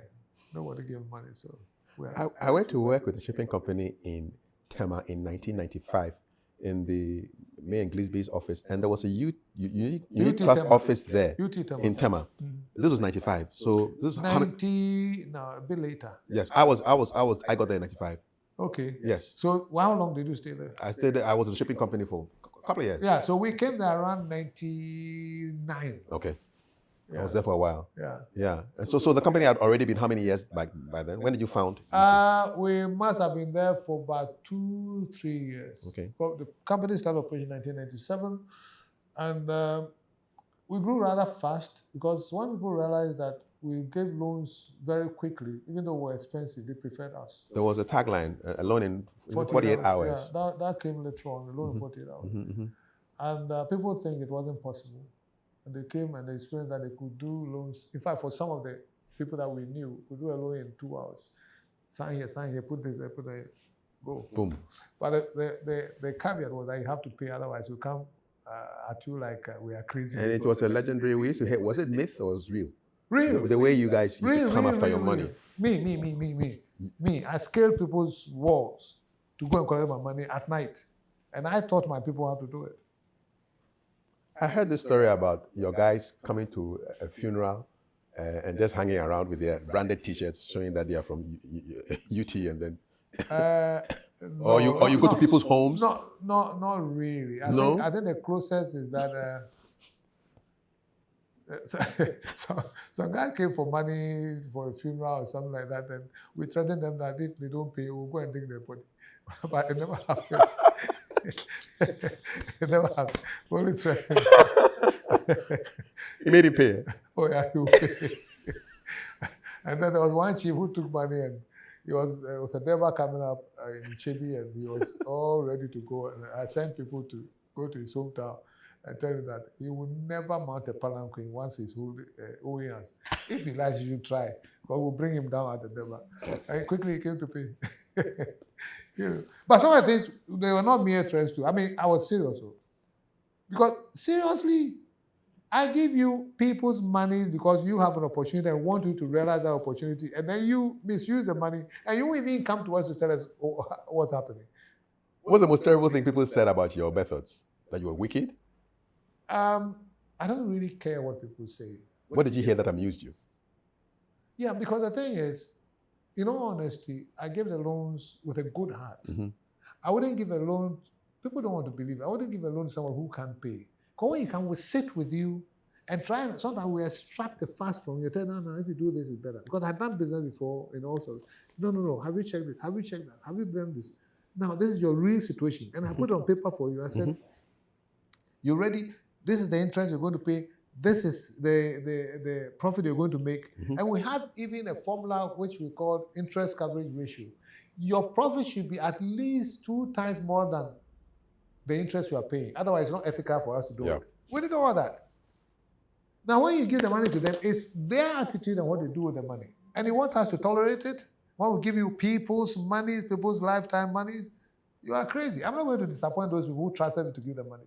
And Ghanaians should understand that if I were to start something like that today, it would probably be worse.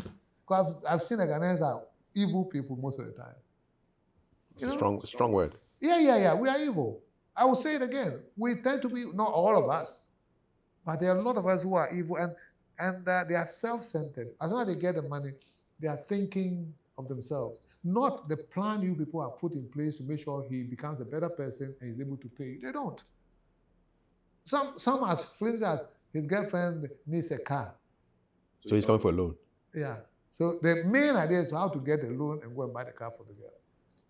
And sometimes they take the loan and maybe the uncle or the sister dies. Hey, he has to go and do a big funeral. As for the money, we'll think about it later on.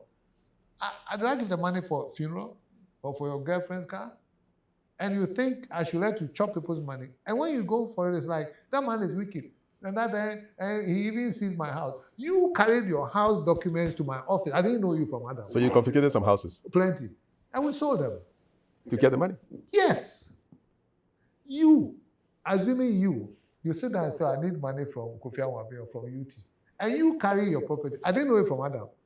The property, why do you bring a property? That if I don't pay, then like you can take. Now, when we sell a property, I'm the worst guy. You know, even today, as I sit here, some people hate me to the heavens. Sometimes I read some comments in social media, just because I have a strong heart. Like, I wouldn't go out. Some people insult me. And the interesting thing is, the people who don't like me don't know me. So I don't care. People who really, really hate me, if you ask them, have you met the guy before? Invariably, they haven't met me before. But maybe somebody says something, or a relative says something, or other, and therefore I'm a bad man. I don't account for my life to anybody. My life, I account to God, who created me and asked me to impact this world. Not the ordinary human being who wants to be foolish. You take somebody's money and blow it. What was the highest point of UT bag?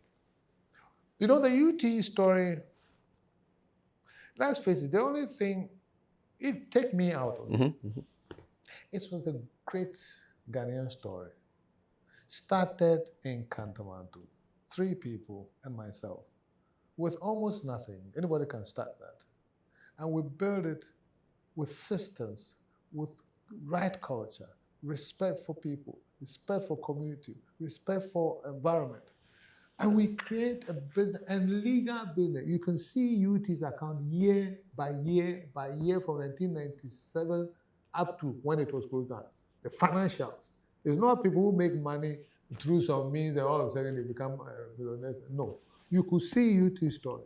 And we built this to a point where we even created organically, and that's in a book too, UT Properties, UT Logistics, UT Life, UT Private Securities, UT Nigeria, so we ventured in Nigeria, UT South Africa became international. We had even an office in Hamburg at some point in time. Great Ghanaian story. I don't care who is measuring it. How many times do we get companies like that? And in 2012, UT employed directly over 2,500 people. And when we wanted to sell shares in UT Financial Services alone, the market cap, the capitalization of UT Financial Services in 2009 was $90 million from virtually nothing, less than $20,000. A great story that people can follow and entrepreneurs can actually say that it can be done and let a lot more Ghanaians venture into it with confidence and know what is right to do. Then, because of Kofi Amoabeng or something like that, because I'm not liked, because I don't follow convention or what people normally do, they killed a whole story. So what can I do? Nothing. I decided that, listen, physically, we may not be there as we want to see it, but the story can be told. That's why I've written all these books. So book one, humble beginning, how to start small and grow it and let it get the roots and put structures in place. Yeah. And then I follow that up with book two, which is about building a winning team. Yep. That's the expansion and the structures and other things into this.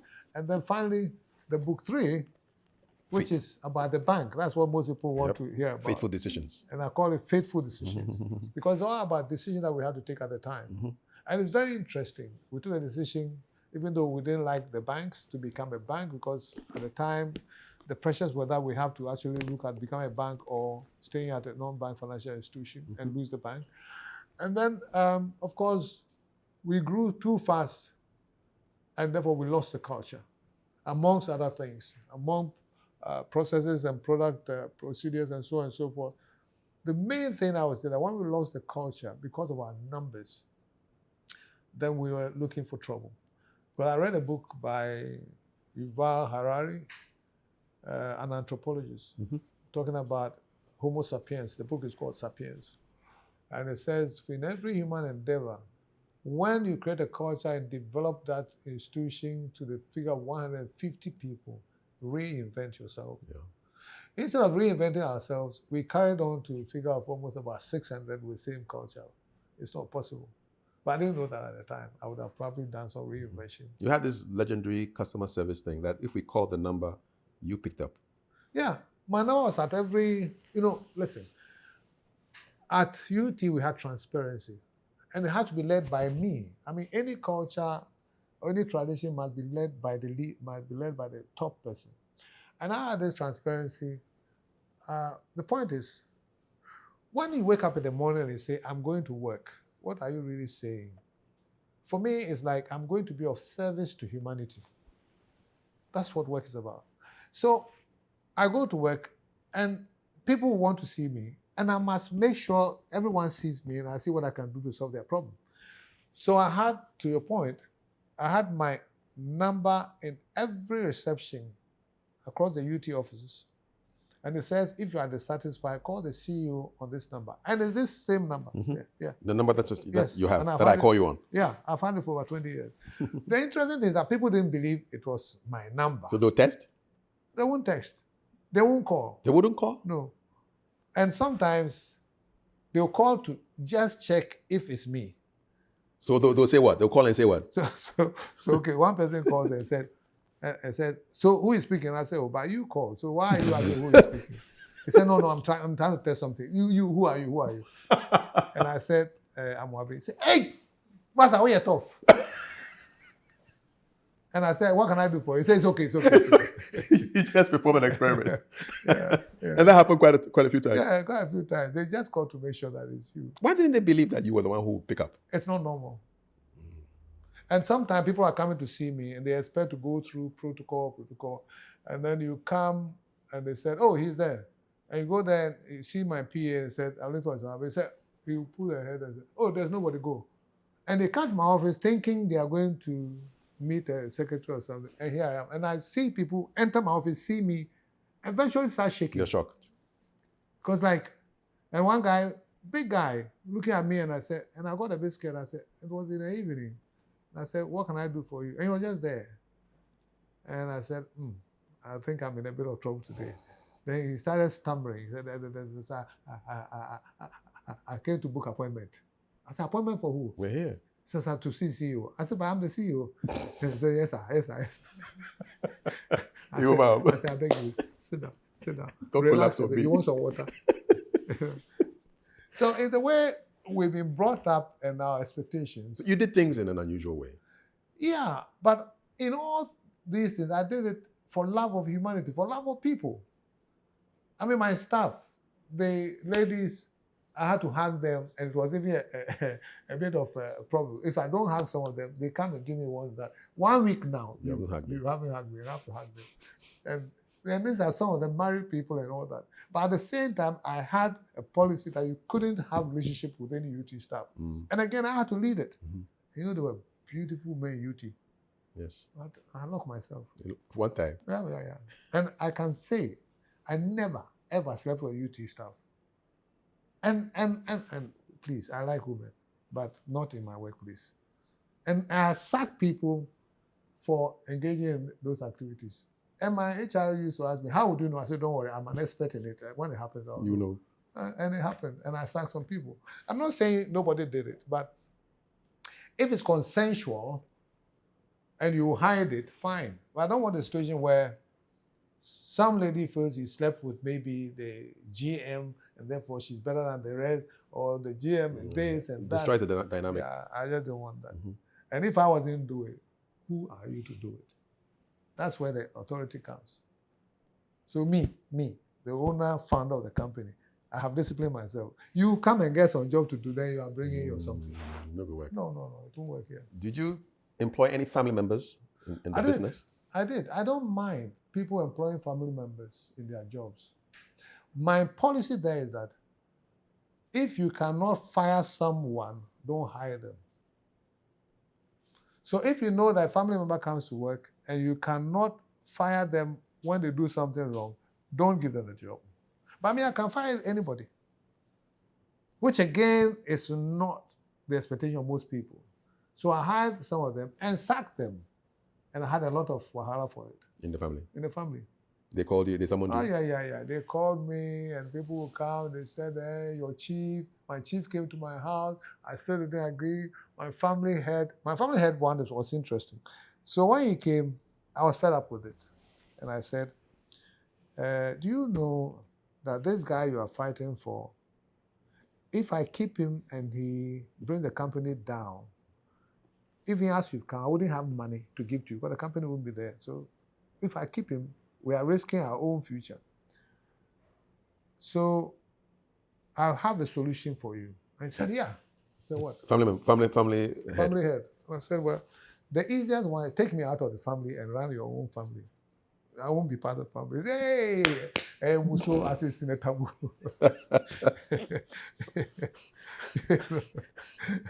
I said, but if I keep him there, me and you won't have money. We're at risk. And I actually gave him a lot more money when you're going. He said, you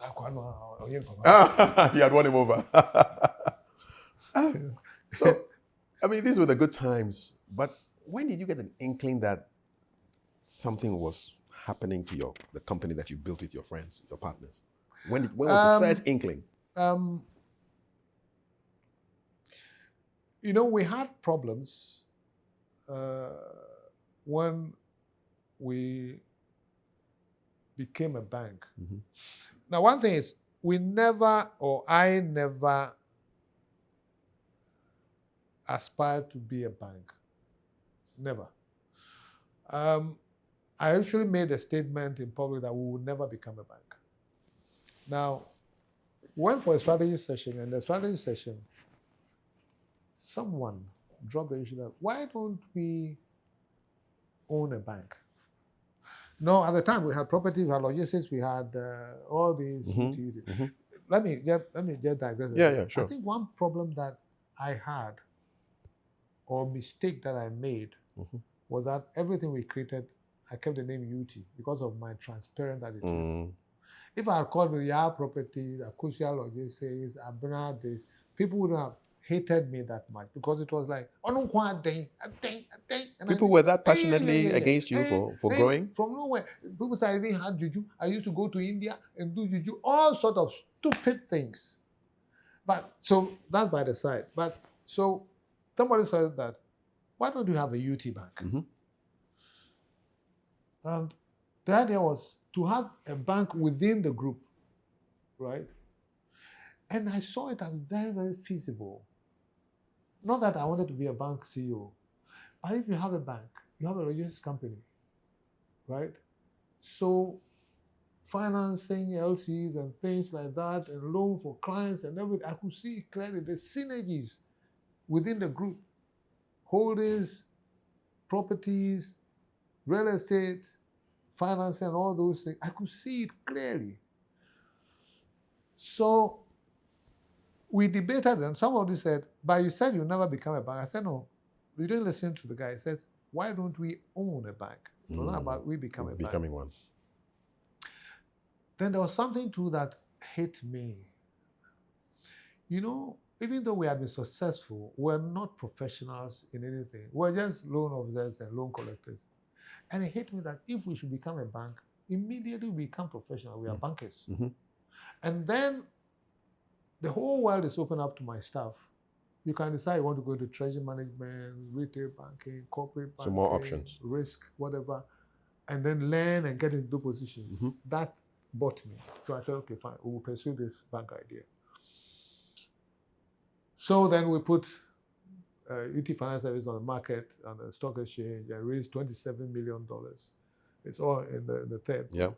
And we use that one to buy a bank, BPI bank, and all those things. Now, to your question, I said, when I realized that things were not going right was, when we were buying the bank, I didn't even care how much we paid for the bank.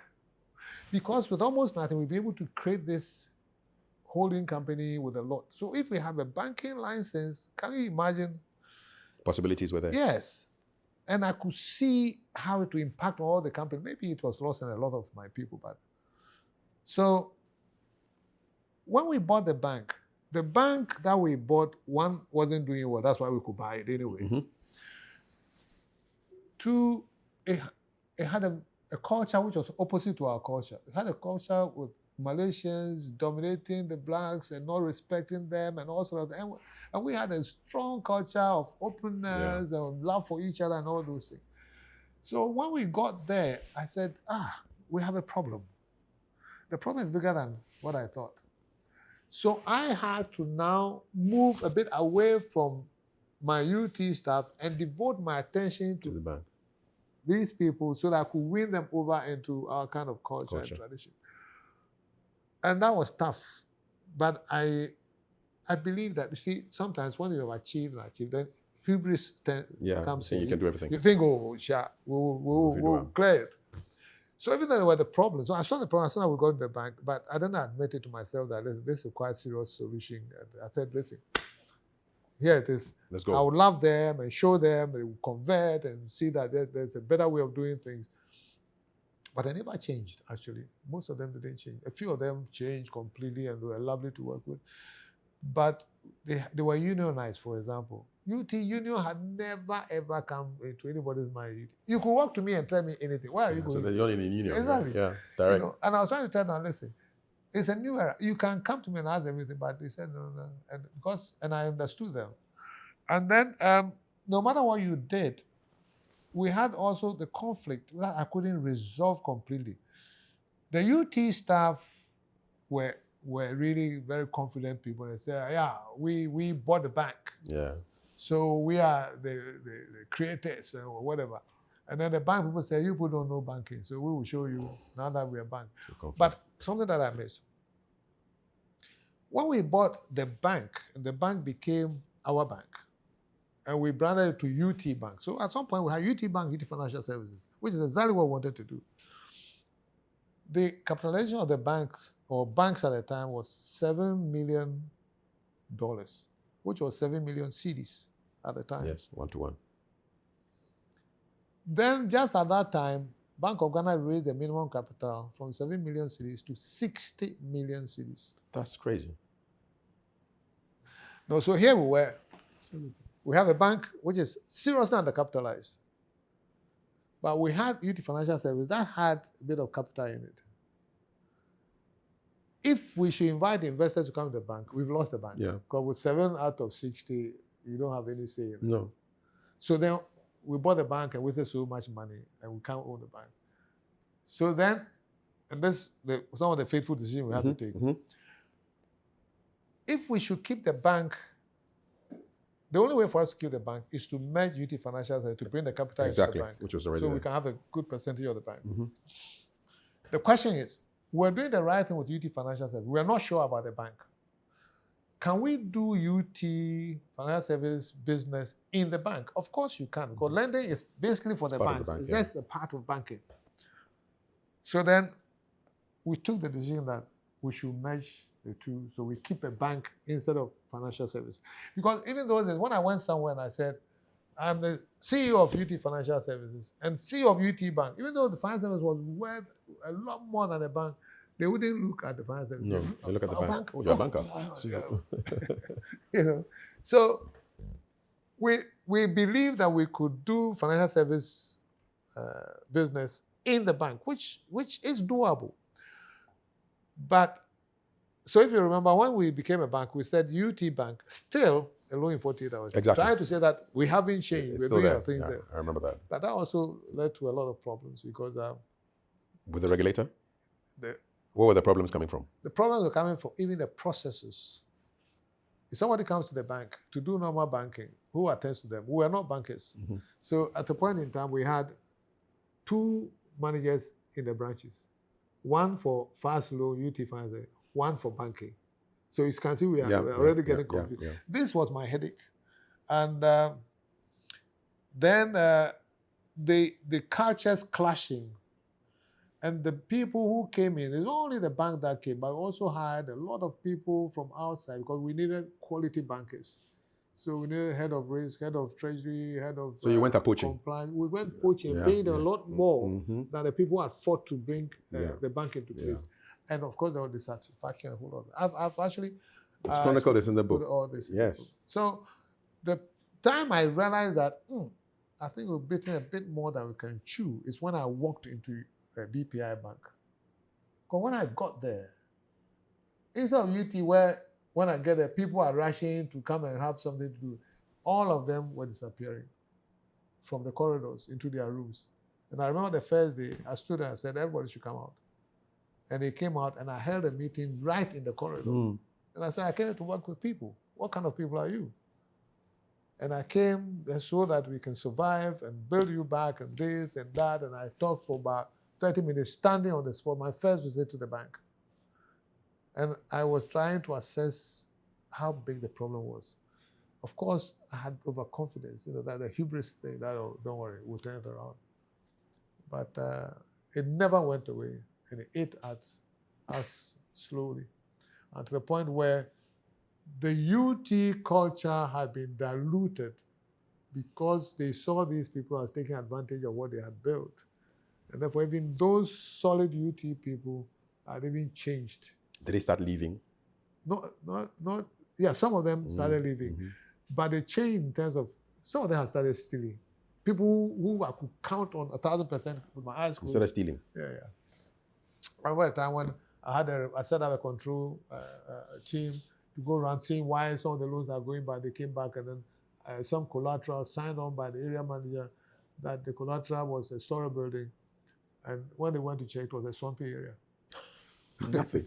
Whoa. And that day, I was lying in bed. I said, man, I think I'm done. If gold will rust, then what else is in the system?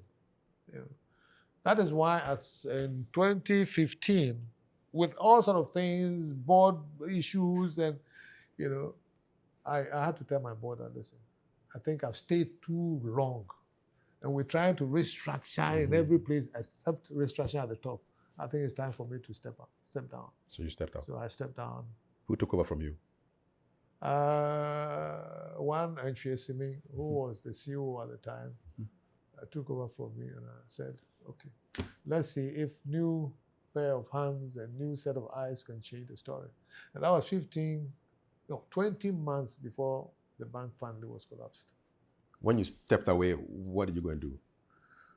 I was still on the board, but I wasn't there most of the time. And I went back to Holdings because I was president of UT Holdings. And when I went to UT Holdings, I realized that things were not going as I expected. So I was talking about this huge picture I had about the synergies the between linkages and all that. and all those things. None was happening. Instead, we had sort of huge debts and things like that, which I could understand, but we had overdone it. And I tried to restructure some of them and things like that. But then, of course, the problem is that when the flagship company, the bank, was collapsed, there was a run on all UT companies. And no company can survive a run on them. Because, you have the cash, some are in buildings, some are in materials, some are in goods, and so on and so forth. If everybody wants their money, you've had it. When did you know that they were going to shut down your bank? I didn't know until it was shut down. I didn't know. In fact, even when I was shut down, I was the last person to know. Really. I was in Ukraine to me enjoying myself. I played golf. I relaxed. I woke up in the morning. GBC, no. CNN. I wasn't listening to you. I listened to CNN, Ukraine to me Karachi. With my cup of cocoa. And then after that, I went upstairs to go and change and get ready. And I picked up my phone and what's wrong with this phone? Red calls all over the place. I checked, I had missed over 60 calls. One morning, I said, God damn, something is really amiss. But because UT wasn't the forefront of my thoughts, I wasn't thinking UT. I was thinking maybe I lost a son or a daughter or something. So I called my daughter and I said, what's this? You look at everybody's looking for me. And he said, you haven't listened to the news? I said, no. He said, then tune into any station at all. Because it's she didn't want to tell you. Yeah. And I said, what is it? I said, the government says it has closed down UT Bank. Phew. That's a big one. I said, okay, I'll be in Accra. So I dressed up, took my car keys. My sister said, he won't let me drive. I said, oh, shit. I always drive myself. I drove to Accra, straight to Holdings, met with the board. I said, what do we do? What happened? Have they got any letter? Did they inform anybody? Nothing. So that's the story. And up to today, Bank of Ghana hasn't informed us officially that this, that. No way. Yeah. And I wrote to them. I remember I even wrote to economic management team headed by the vice president at the time, asking for some redress. Nothing. Instead, I was sent to Yoko, Economic and Organized Crime Office. Yeah, investigate for all sort of things. My passport was seized. My personal accounts were closed. Then I was sent to court. And what were the charges in court? Frivolous, if you ask me. I had left the bank. Basically, I had left the bank for almost 2 years. What could I have done? And in those 2 years, no member of the company management or whatever had complained about anything that I did. The board didn't. No investor complained. Bank of Ghana never complained. They were auditing every quarter. So what could they charge me with? But they found charges. How often were you going to court? I go to court. I used to go to court every 2 weeks. And I've been in court for about 6-7 years now. I still going to court? So I can't do anything. Uh-huh. No, but it was well orchestrated, I've been gagged. What I created has been destroyed. My image has been tarnished. I can't move. I don't even have money. Me, somebody who has owned a bank before, at some point in time, you know how I survived? Momo and Tomcats, I know how to use them. Because I didn't have a bank account. Yeah. I had to live. Yeah. So my petrol and things, I put the small money I have on Tomcat, and then I for Momo, papa. You're the king. Momo king. Papa started and I repeat. Yeah. Did you sell a house? Yeah, I had to. When I had a big house which I didn't need anyway, but well, I CEO of a bank and whatever, maybe it fitted my position. So as soon as I realized that things weren't going well for the bank, and I stepped down, I said, "What am I doing sitting in this big house?" So I sold the house, and I bought my apartment. I made a few investments. Some of it has even gone waste because of restructuring and all those things. But it's okay. At least I'm happy. I'm in a small apartment. I'm happy. And it's all I need, really. And I'm trying to do things that I'm passionate about, like my leadership foundation and stuff like that. Because, Kafui, the problem with Ghana and Africa is that we have a wrong mindset, which is coming from our environment, and we develop traditions and cultures that are mostly negative. And we don't love ourselves, and we don't respect each other, and we don't respect time, and we don't care about systems and processes and the law and whatever. It's all about connections and who has power, and that will never get us to where we want to get to. Because anything that should be in the interest of all the people, a few people will hijack it. If you put a law in place, oh, this one there is Nana's Ofasi. This one there is this powerful priest brother. This one there is this politician, something, something. That is not how you govern a country. That's not how you even run a company. So my issue is, if you have a problem, you go to see an expert. So you are not well, you go and see a medical doctor. You have a dental problem, you go and see a dentist. These experts have been trained in those particular fields. Now we have a problem. The problem is about mindset of the people, and therefore the leadership of the people. But we have all sorts of people becoming leaders, but their mindset is wrong. So if we need leaders with the right mindset, we must invest in creating those people, just as you invest in doctors and dentists. That's what you're doing with your foundation. That's what I'm doing with this one. Remind me of the story about how you turned up early, probably too early for an event, and then the people, I think was it a GJA event? That was journalists. Ghana Journalists Association. They invited you. They invited me to give a financial literacy talk. Yeah. And I said yes, because you guys must understand when you are reporting on banks and things like that. So my mom was even there at the time. I remember they were having it at Little Acre in Abu. And the time was, I think, 2 o'clock or 3 o'clock, something like that. So I packed my stuff on the way to my mother's arrangement. I stopped at Little Acre. Sorry. When I got there, they said, oh, they're going to have lunch. And that was the time I was supposed to deal with them. To talk. Ask for lunch, everybody eats lunch, so it's okay. They finished the lunch. I was about an hour late. I was sitting there when they filed in anyhow, not in a rush, anything. I said, no problem. When they came and assembled, and then the head of the group said, for the next lecture or something, we have to change it a bit. We'll get someone from Ghana Investment Promotion Center. They disregarded you? Completely, as if I was in the room. And so this guy came, tried to do it. I said, wait a minute. Hey. Can you see me at all? As if I was in. And I said, listen to me carefully. You are the people who are supposed to carry message to the whole Ghana. You are to inform people, educate people, and all that. And you asked me to come and share my experience as a finance guy to enlighten you in reporting on finance. And I was here on time, whilst you had to even go and eat and you come and you tell me you're changing the program without any reference to me. And of course, I told them my peace of mind. And I packed up my things and left. You didn't give the talk? No, I wouldn't.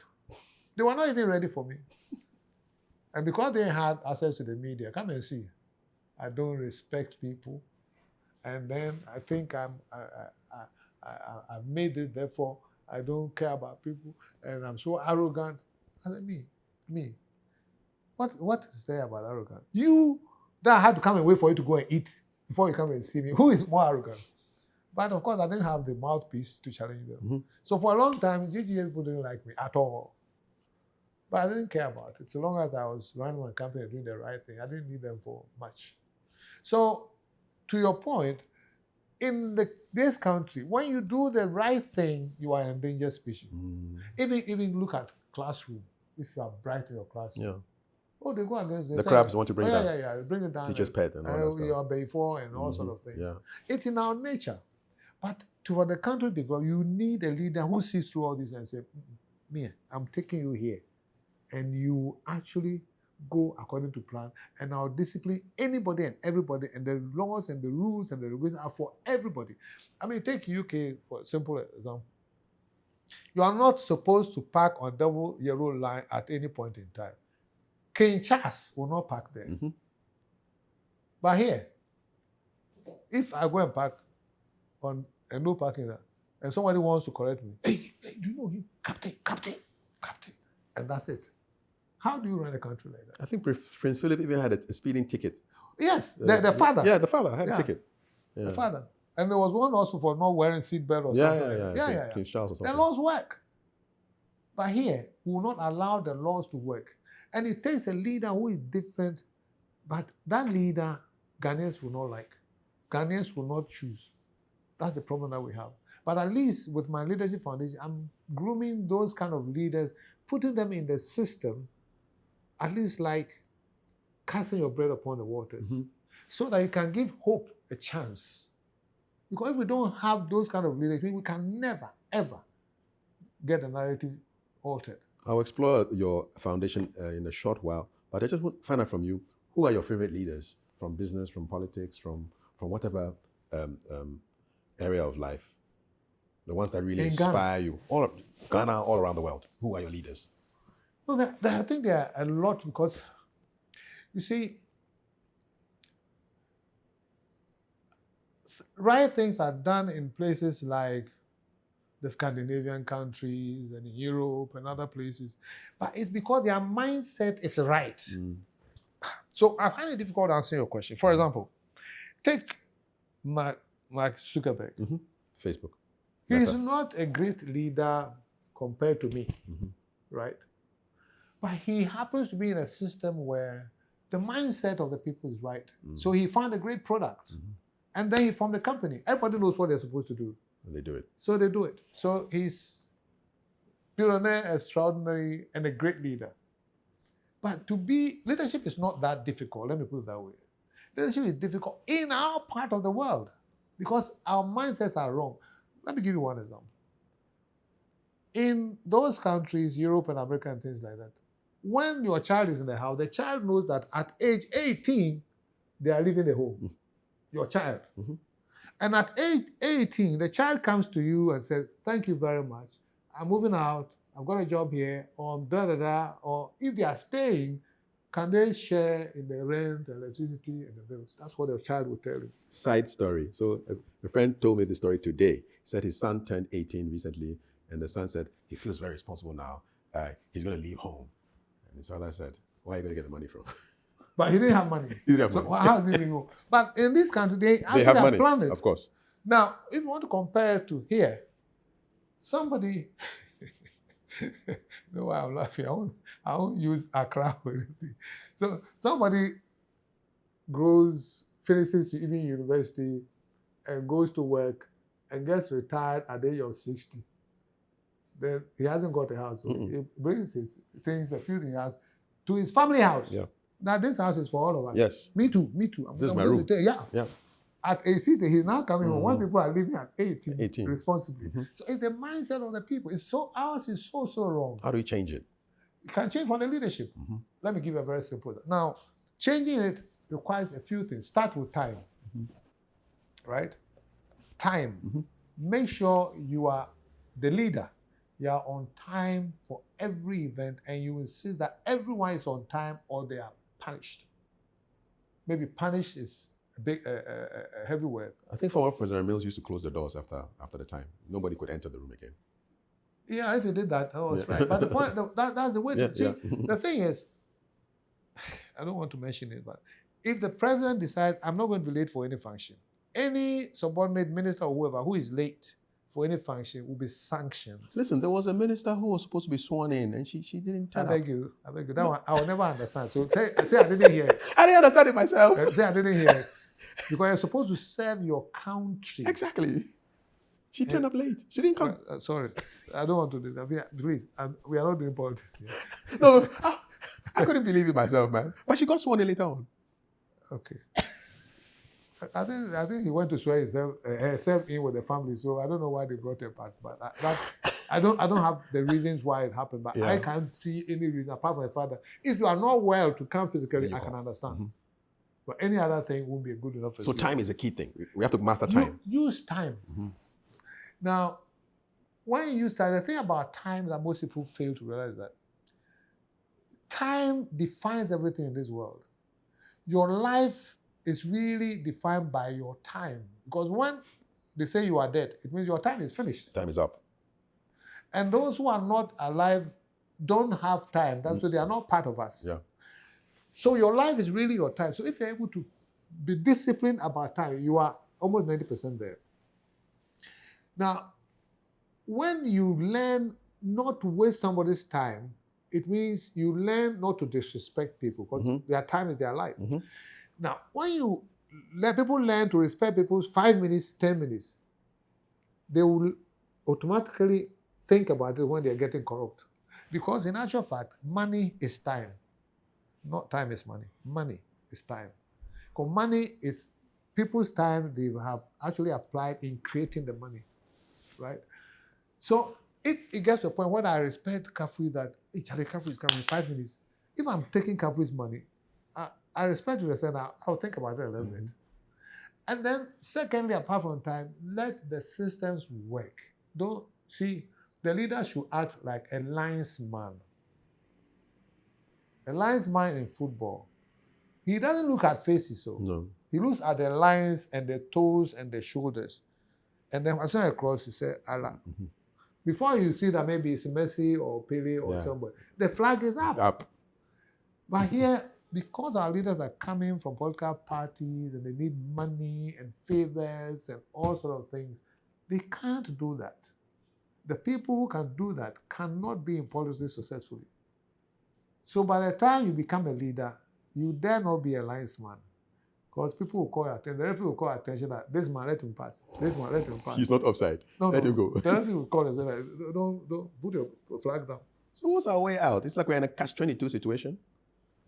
Are we stuck in a kind of eternal hell? We are stuck, but in Ghana we pray hard, but prayers alone won't do it. So we pray and we have to create those leaders and put them in the system. And that's where your foundation comes in. That's what I'm doing. Give me a sense of the syllabus. What do you teach these young people? How do you qualify to be part of the foundation? Well, we do a lot by way of going to schools and going to functions and talking to leaders and talking to managers in corporate institutions and all kinds of things. But that is the general program that we have. Now, the flagship program is about the scholars, where we choose, for now, we select 20. This year, we selected 20 out of 2,000. Yeah, difficult to select. And then 1%. Initial stage, we take them through military training. Okay. They go to where? Bundasi? Achasi. Achasi? Yeah, Jungle Warfare School. And they learn everything, leadership, sleep in the jungle, learn how to shoot, and drill a little bit. And you see, the reason why I take them there is the best form of training, leadership training, is in the military. That is where ultimately you are trained to lead people in a way that they entrust their lives to you and they will do anything you say. And you also trust them because they are covering your back. They have your back. And the leadership in the military establishes trust, which is the main thing. And that is not any leadership that is taught outside. Because in the military, you're talking about life and death. So the training, which we develop over the years, is the best leadership training. Are you excited that this administration wants to start military training for national service people from this year? I've heard about it. Yeah, from September, I think. I heard about it. I haven't been a part of it, but of course there are a lot of experts who can advise on it. But it's not, for me, the logistics and the monies required is not easy. They have to be careful because 150,000 roughly people are passing out of tertiary institutions every year. You cannot have the logistics, and even if you have the money to train 150,000 every year, you can't. So what I would think is that they have to look at the numbers.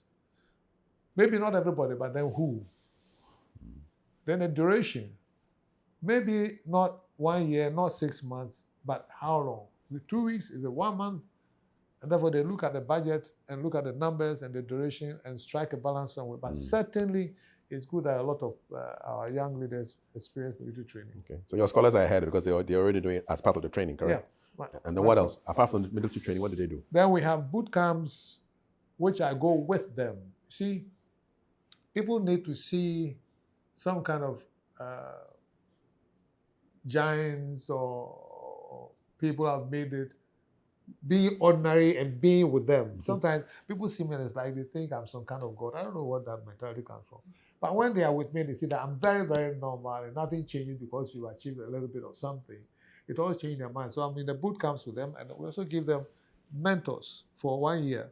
And these mentors guide them in genuine leadership, leadership with values and ethical leadership, and also guide them with their career development and things like that. And we have a lot of lectures and lessons and all sort of things packed into the 1 year for them. And after that, we even track their movement. So we have the first cohort who passed out. They are now PK ambassadors. And we have the second cohort that are about halfway through. So the next thing I would really want to do is possibly scale up, but then it's got its challenges. Because when I say I want to give you a mentor, I'm not talking about somebody who is successful. I want to have somebody who is going to coach you or mentor you to become a leader with values and ethics.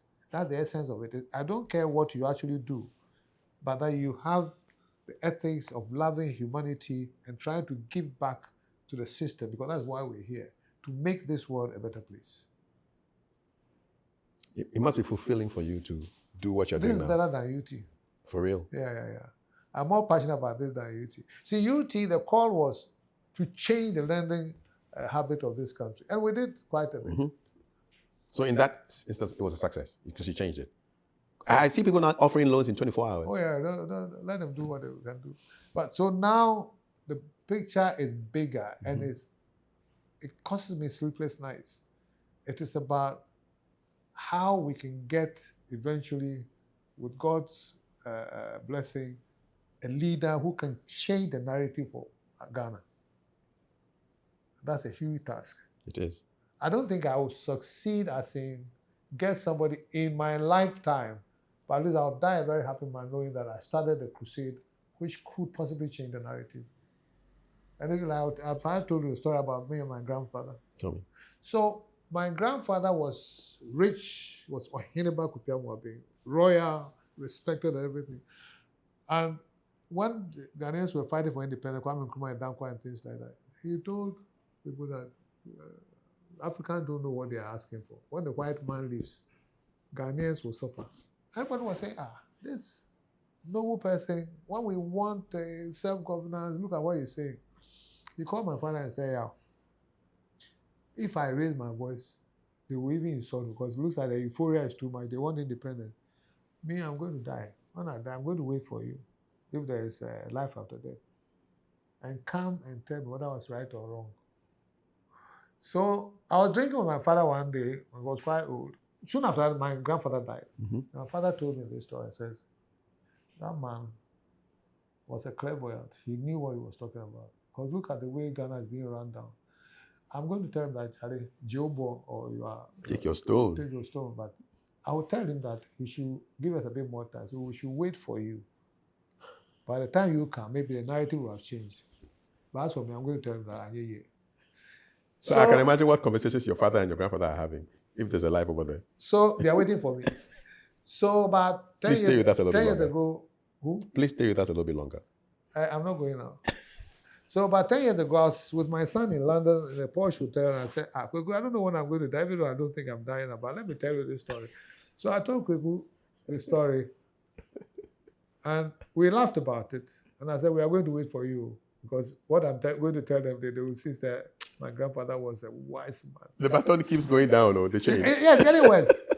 But yeah, it keeps going down. So the point is, fine, I discovered Kweku that, but then when I'm lying down by myself and reflecting, I said, so you are only going to tell them that, yes, they are right.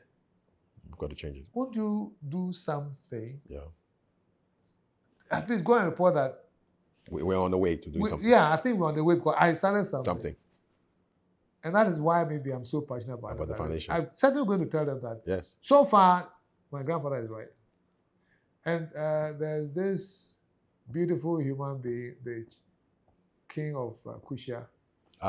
We spoke to him today on World Environment Day on our show. Yes, you did? Yes, about the environment and how he's made that place beautiful. He's my friend, and I love him to be. He's great. And let me tell you the story about our train system. Train. Yes. When his father used to go by sleeper with a cabin with the father's name there, with the bed, and they would serve with a butler serving in Ghana train. On a train. And this train service has deteriorated to the point where there's no service. And even the rails, scrap people are taken to chop. Crazy. You see? When he tells that story, it's sad. And anytime it has an announcing train, it also will forget the train, man. So I'm certainly going to tell them yes, that it's beyond our wildest dream. It's become horrible. And there's no hope as I was coming. But the only hope is that at least some people, especially myself, we started grooming leaders with a different mindset who can possibly change the narrative. But I want to say something too. Assuming everything fails, there's a proverb that I like. It's quite a funny proverb. It says, "Insu abe fameno, menumbi." That a river that will take me away, I will drink some. It. But how much can you drink? Exactly. What's the capacity? At least you drink some. You do some. I'm drinking some hot water before you go. And casting my breath upon the water. Yes, and who knows? And honestly, I want to really, really dive into. So it's not only the books; it's about the leadership training that I'm giving to others, and also the scholars program. And well, so long as I have life, I'll be giving everything that I can to the system. A couple of quick questions before we sign off. What do you do for fun? Golf. What's your, I don't know what the term, handicap? 14. What does that mean to my 15-year-old who doesn't understand golf? He shouldn't play golf. He shouldn't. He's too young. He'll be addicted. When did you start? How long have you been playing? I've been playing golf for 32 years. And you're in your 70s? I'm now 73. Yeah, that's a long time. You've been playing for a long time. Yeah. Who introduced you? By mistake. I had a friend who, when I was in the petroleum business, there was this Elf Aquitaine guy who was my friend, and he was posted here as MD of Elf Aquitaine. Frenchman called Frederick Moucher. And he loved golf, but he wasn't good at it. Okay. And I was his only friend in Ghana, so he begged me to play golf so that he would have time with me. I felt it was for old men, but for him, maybe I'll just go and hit the ball somewhere and go away. And I got there whilst he was going to play, and I said, "Where's that your ball? No, come. That's that cheap game." And my first 3 swings didn't touch. You didn't hit the ball. And I'm not somebody who runs away from challenges. No. So I went home. The next day, when I was going, I had dressed up with my trousers and T-shirt and golf attire. And then I said, I need a coach.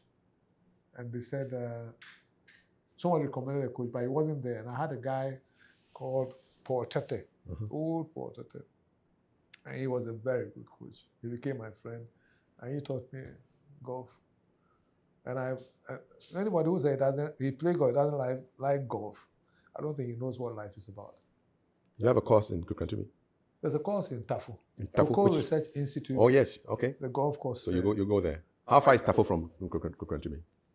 Almost zero. The 2 towns have meshed. Oh, okay. Yeah, so you get to play there. But from my house in Kukrantumi, the golf course is about, at most, 3 kilometers. Okay, not too far. Yeah, maybe 4. Yeah. Who are the friends that who took a lot of their energy and stuck by you during these crazy times with the shutdown of your bank? Who stood by you? I have a friend, a long-time friend from elementary school. He's called Aro, Mr. Kofi Asante. He's a very funny character, but he's been my friend. And he's the guy who has kept my feet on the ground throughout all my journey.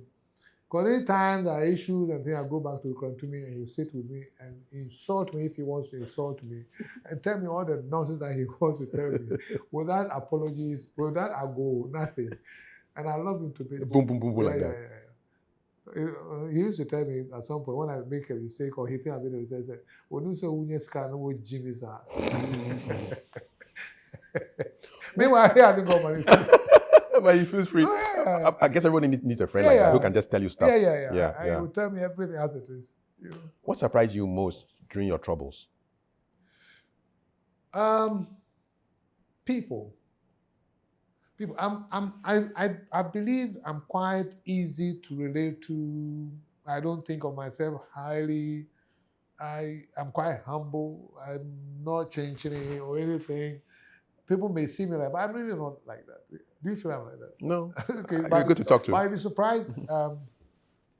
People that I have regarded as friends and things like that have disappointed me greatly.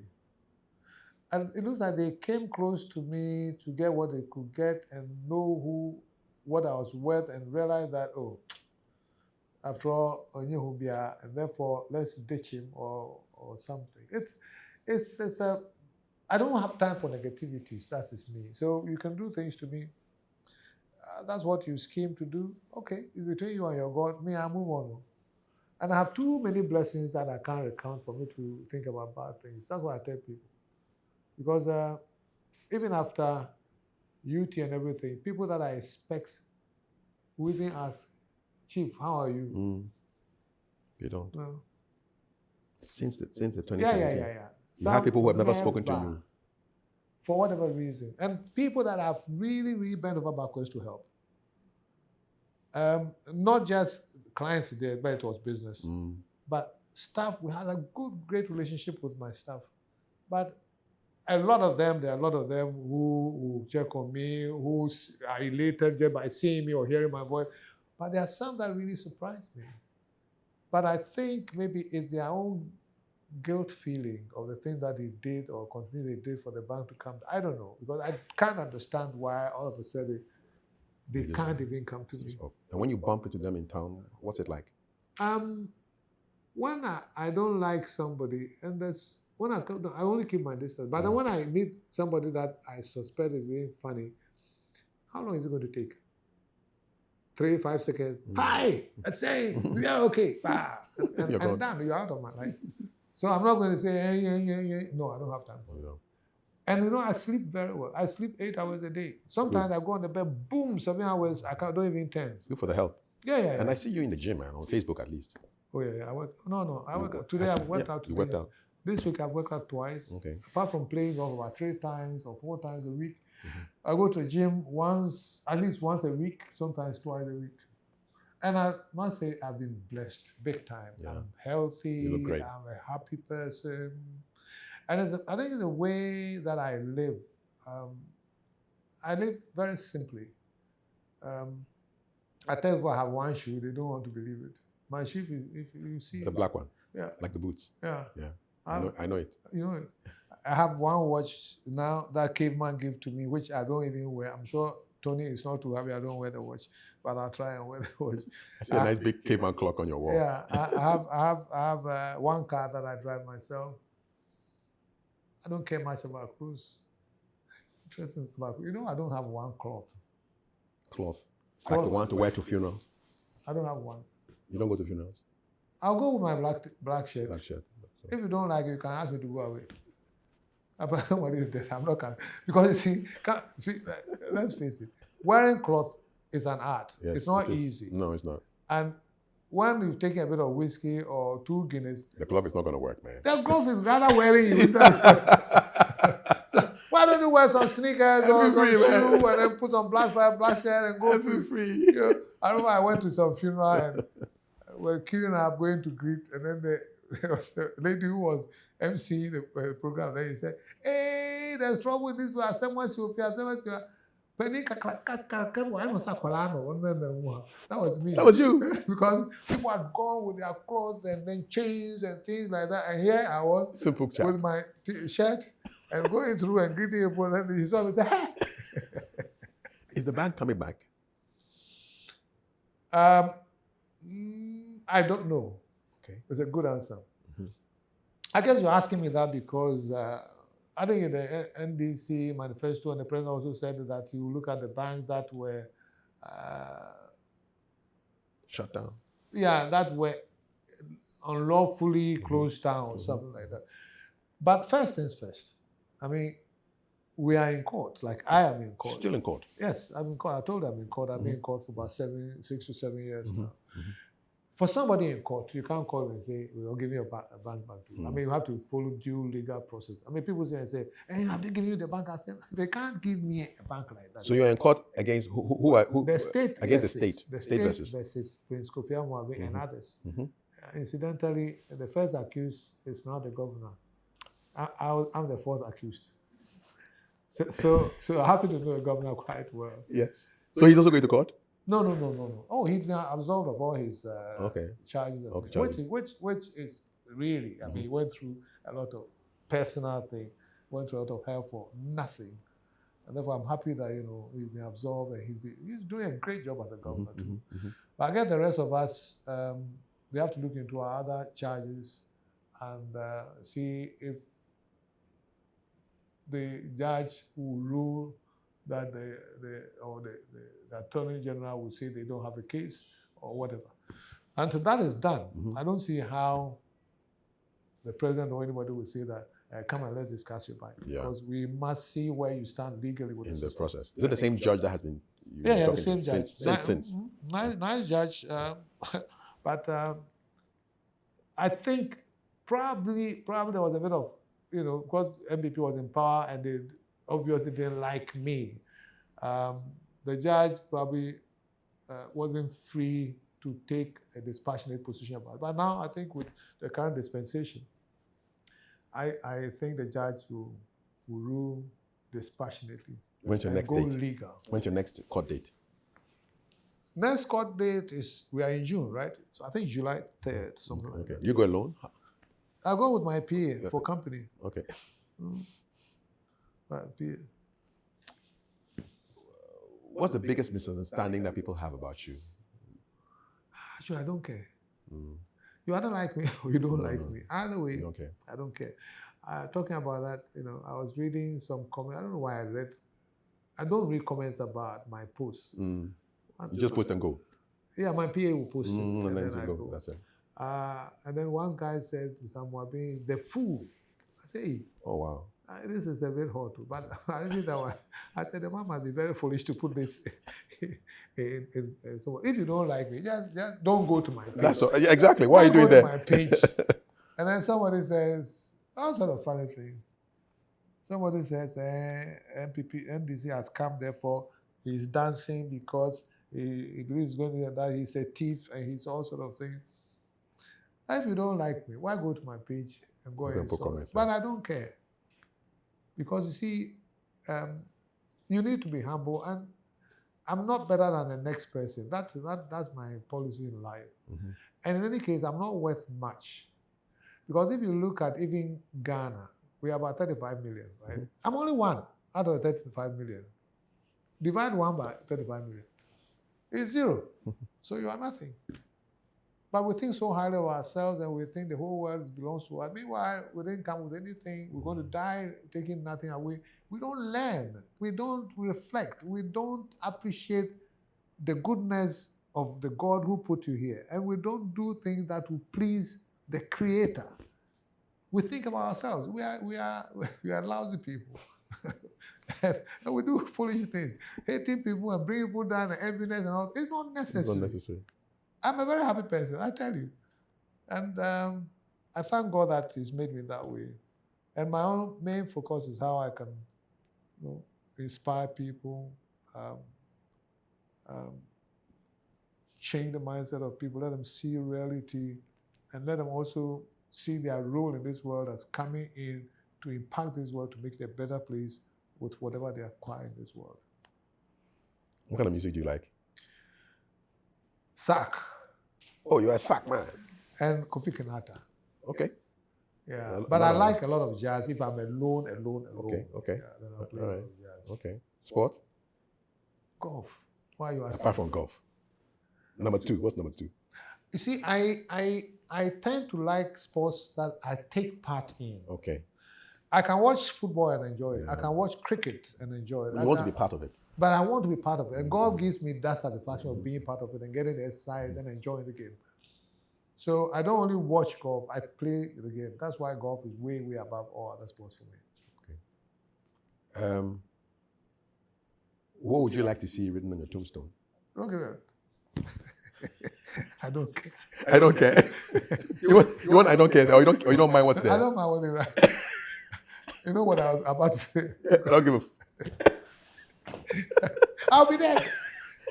So who gives an F, right? You know, we are so stupid. People die and then they put some mausoleums and all sort of things. They say build houses. They say one of them got air conditioning is inside. Yeah. And then WC. Refreshing the. Just in case, who's going to use it, man? Maybe, Just in case he wakes up and needs to go to the loo. You know, we are crazy and stupid. I mean, how can we do that? You know, so people, some guy said, hey, you don't like going to funerals, and then when you die, people will come to your funeral. I said, you haven't said anything more stupid in this world. I won't even know who comes to your funeral. No matter, of course, you do what you have to do. Yeah. But I think we should put emphasis on what is important. The amount of money we waste on funerals and things like we should give them to charity, give them to develop schools and give people water and things like I don't get that. I simply don't get it. You know, so don't take me to that side. Otherwise, people will hate me the more. You know? You have enough hate to last a lifetime. I suppose so. Yeah. But you don't care. I don't care. So those who are hating, they're wasting their time. If you want to hate me, I don't care. It's your own problem. I've enjoyed this chat. I've enjoyed you. You're always great like that. You know? Yeah, you've drawn for me certain things that I thought I would keep a secret, but somehow you just asked it off the cuff, and then before I realized I'm committed, I tell you everything. I thank you for your time. Thank you. It's been great. I think I can now enjoy the Prosecco. We'll start the Prosecco, and then we'll move on to higher things. Let's take some Johnny Walker after that. Why not? Okay. Cheers. Thank you. All the best. Thank you so much. I've enjoyed it. Hope you have too. God bless.